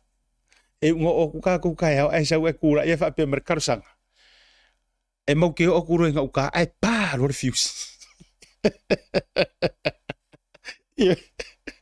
E mau ke o kuro ngau ka e koso kuro wa mang ko CT scan le kamale. E koso oi ko kongo masingi e kwa fa aka akoa fa ata vo fa aka vo ngale va ngolo tinu. E de o kama e ringi x-ray vo ngale. E re lope te uo o tia ka koa me o kai e fa pe mai e ka uo o kuro Samuelu va ngolo na tinu le ai pa lo marfiusi. Ane nga vo e fa pe mai ai pe lo marpawa. Mleanga a koa CT scan e o marke mingi ele face fa aka. Ia. E na ona avatu fa be na ona i vaenga, o le onanga. E il tanga fa matala mai e tea. O si te o le latou ainga, o si tamititi la ule ka uarangu. Ai a e mai mo merke mingi, ai mga o e kango ko mingi mai, o le lau tango e faso e lunga.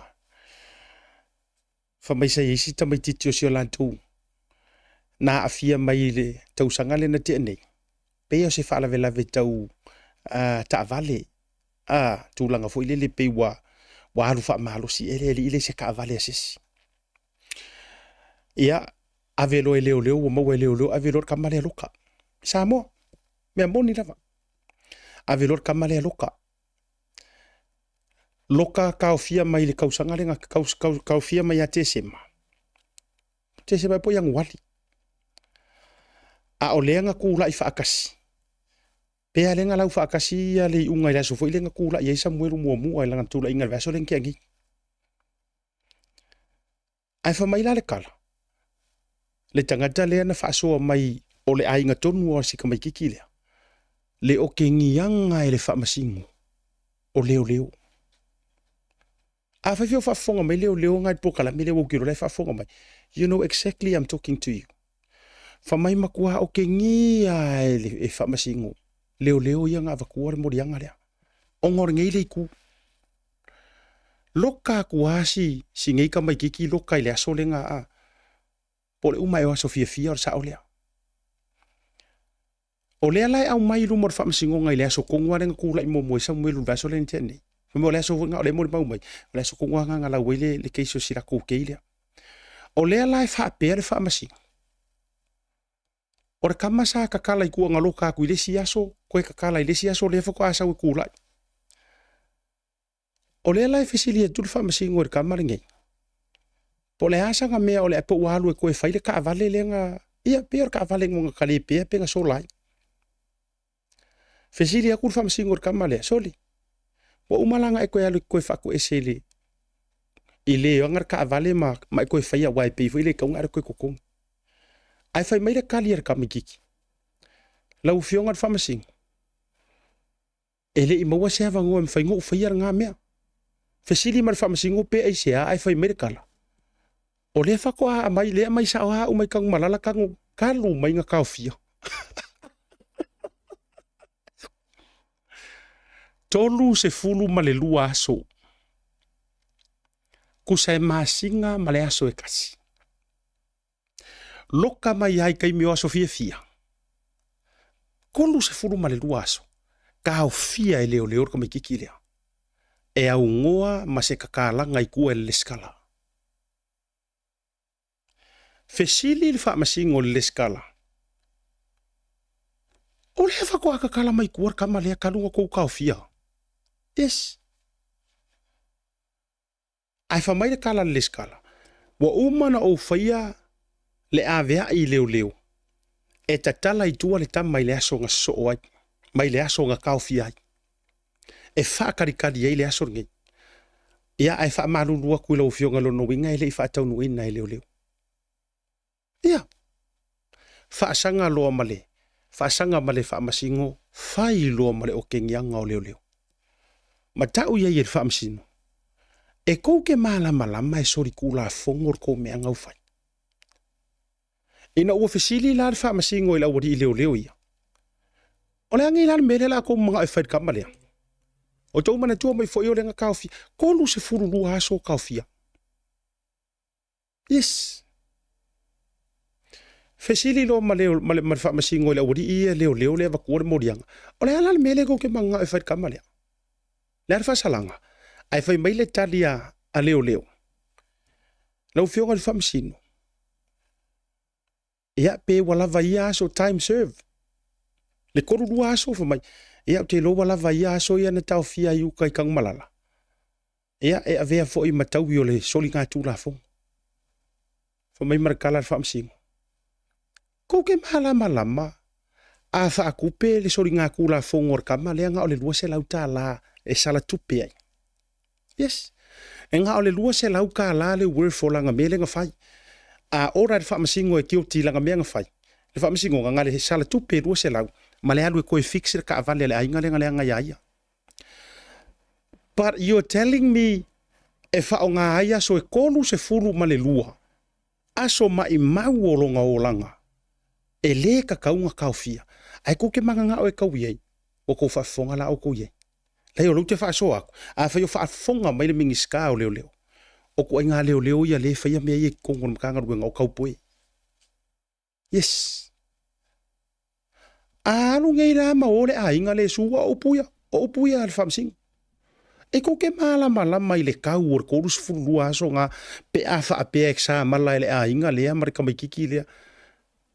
E kusa pe ngā ruru ka mai kiki lea ka leper ka avale po lea malea maranga. E le ai se tau malo si anga. Ko ke lo ka i mo se koru se furu lua ngia sos ka ngaka. Nga o le whaamasinonga i e le mara si anga nga. Waka ko vai ka ko ye. Whamaiara kalasi ka ngaka si e o nga le latu ka mai kiki lea ngai ai. Mai ua makua ke i o ke ngia wha le lei a le whaamasingo leo. Mongia. A whaio leke mai makamaka mai po o ele ngai ai le o ele ngai ke sira fia. Matuala lau ama whaiaku whaamasingo koe oe koe a onga. Toe o e whaitau mo tō malama e regulations ma tū langa o ia inga o tū ioe. Ma act ioe. Ma le malo si anga o le arresting power. E le eise mea i lalo le laringa i ko ki oro ka mese ka ngakan ko ole koe avea o kou whaamasingo ko uro ka ngama ka fiofi. No, o ngi usila ngei. O ngi usila aia ngei mo sori ngā kūla fongo mama. Le afia i markamaranga. E na o le lua se furu whai tū la lava e kau fiai oe. Wata tau loa ona e tū la i luma o se restara. E whai ei le kakalainga o i kua. E whaakali ei le aso e ke koe sausa o ke kūla i ai. Ai vai mea kama ser malo pipo. Kulo ua lau fionga mingiska, malo fionga komsinga. Ai manga ia foi le lewa e sir fiai me e whai eisi kau poe i lalo. Kulo ua makanga ruenga ako. O ke ngia wha le leia. Ma fai e whaamasingo, koe ave kou koses o mata upu tau tū la fono. E le ai ma sou malo si anga e ke rokanga i se kangaka.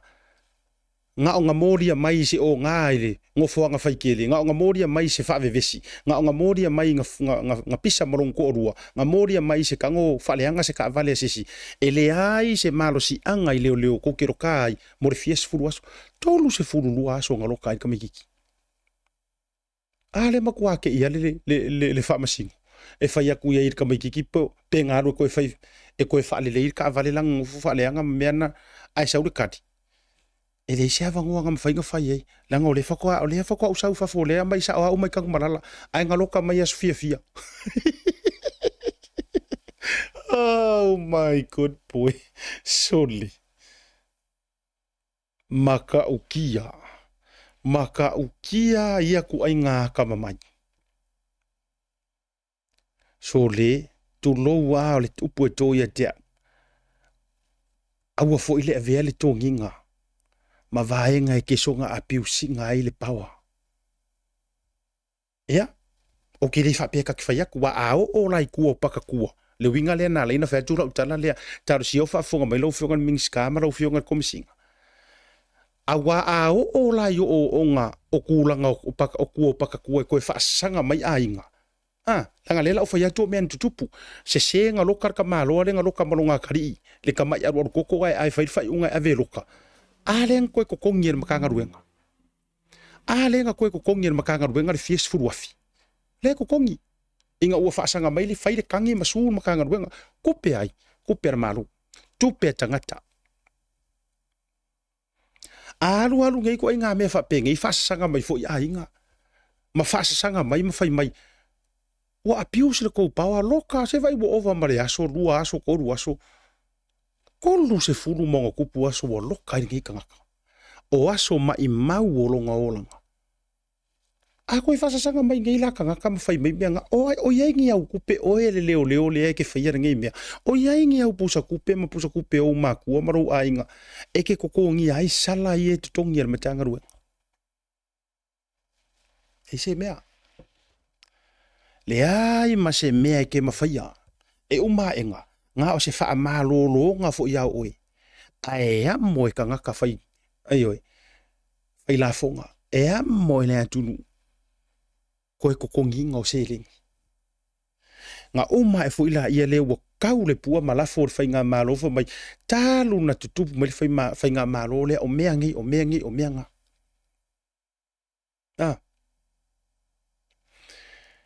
o nei motu ngā afa whaanoa noa le nai tupu mai tonu so tātou utunu.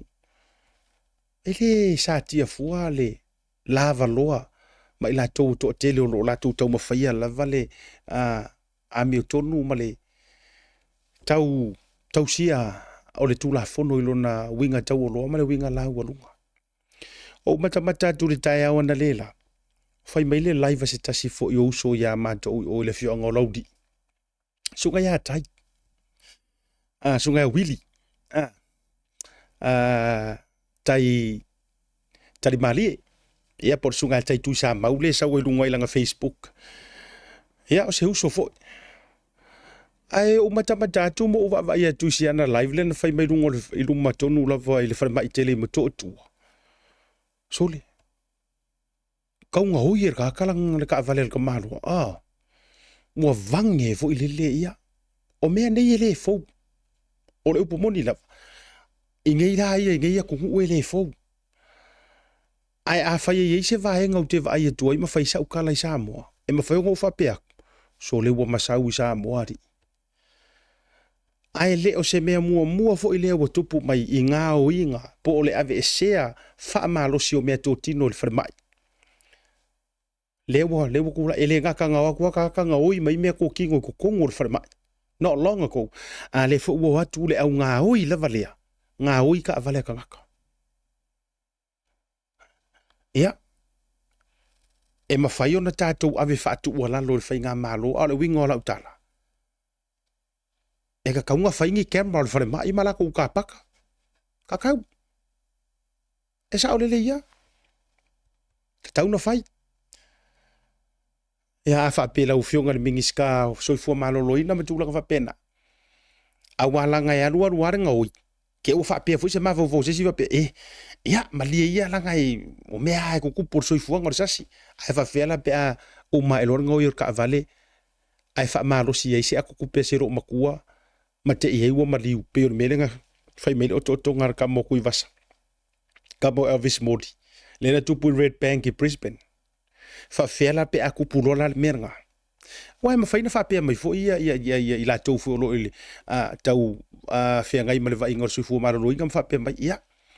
Ma lier ka kua kungu o mea e kukupu. O le soifuanga loka le leiko ka avale. Whai alam o ka avale. O a uma tūlanga uma ma. Tau ma whai ave ese ni mea tō tino tono ta avale. Yes, e ma whainga whai mea ngā.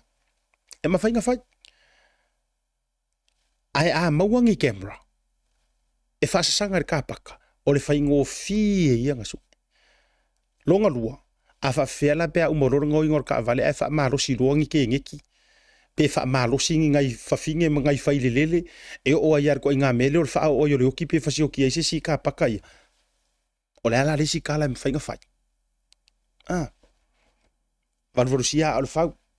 Tato por kalame. Ele alo lava.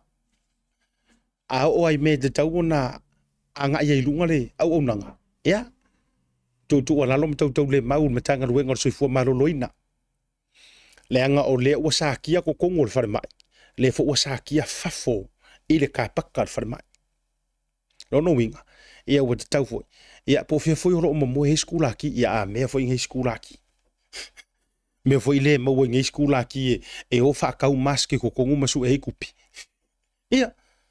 e o whaakau mask ngā ole sa salu o security e whaakarikari leo ko ngai kakau e vai mai pi tangata atu mai whafo.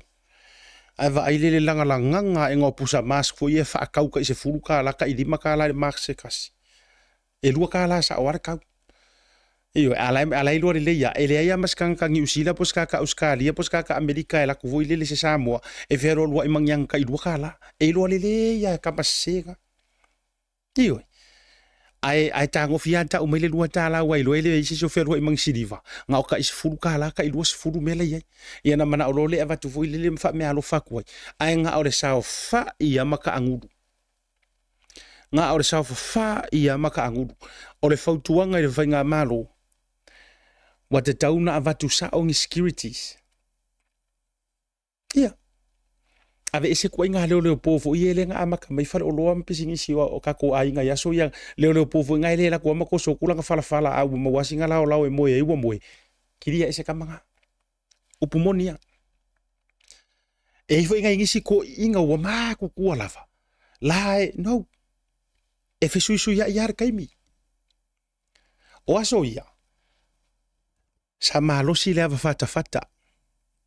Upumongi ya lea marupu kaukingo fai waka ko por kalame. O aso ia sa malosi le ava faka. O aso ngei ua malosi le isa. Yes. O aso la sa malosi le ava fata.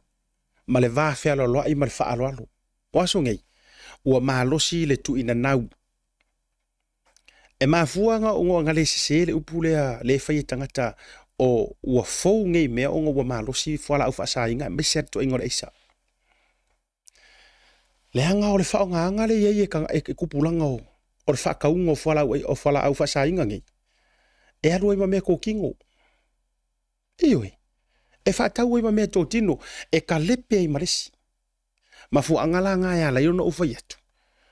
O kua uma o kure inga mare whaakamare ngau e ula le isa. Batur whafonga le tunu. E makua i e sulu ia e ka lepe re whale o lesi, ka lepe re ka avale, e ave whaakau. E ke aru e whaamarielo mga. Wafo e kere ka lepe, e kere ngau i ka avale pe mga o le maruanga. Kunou whafonga le tunu.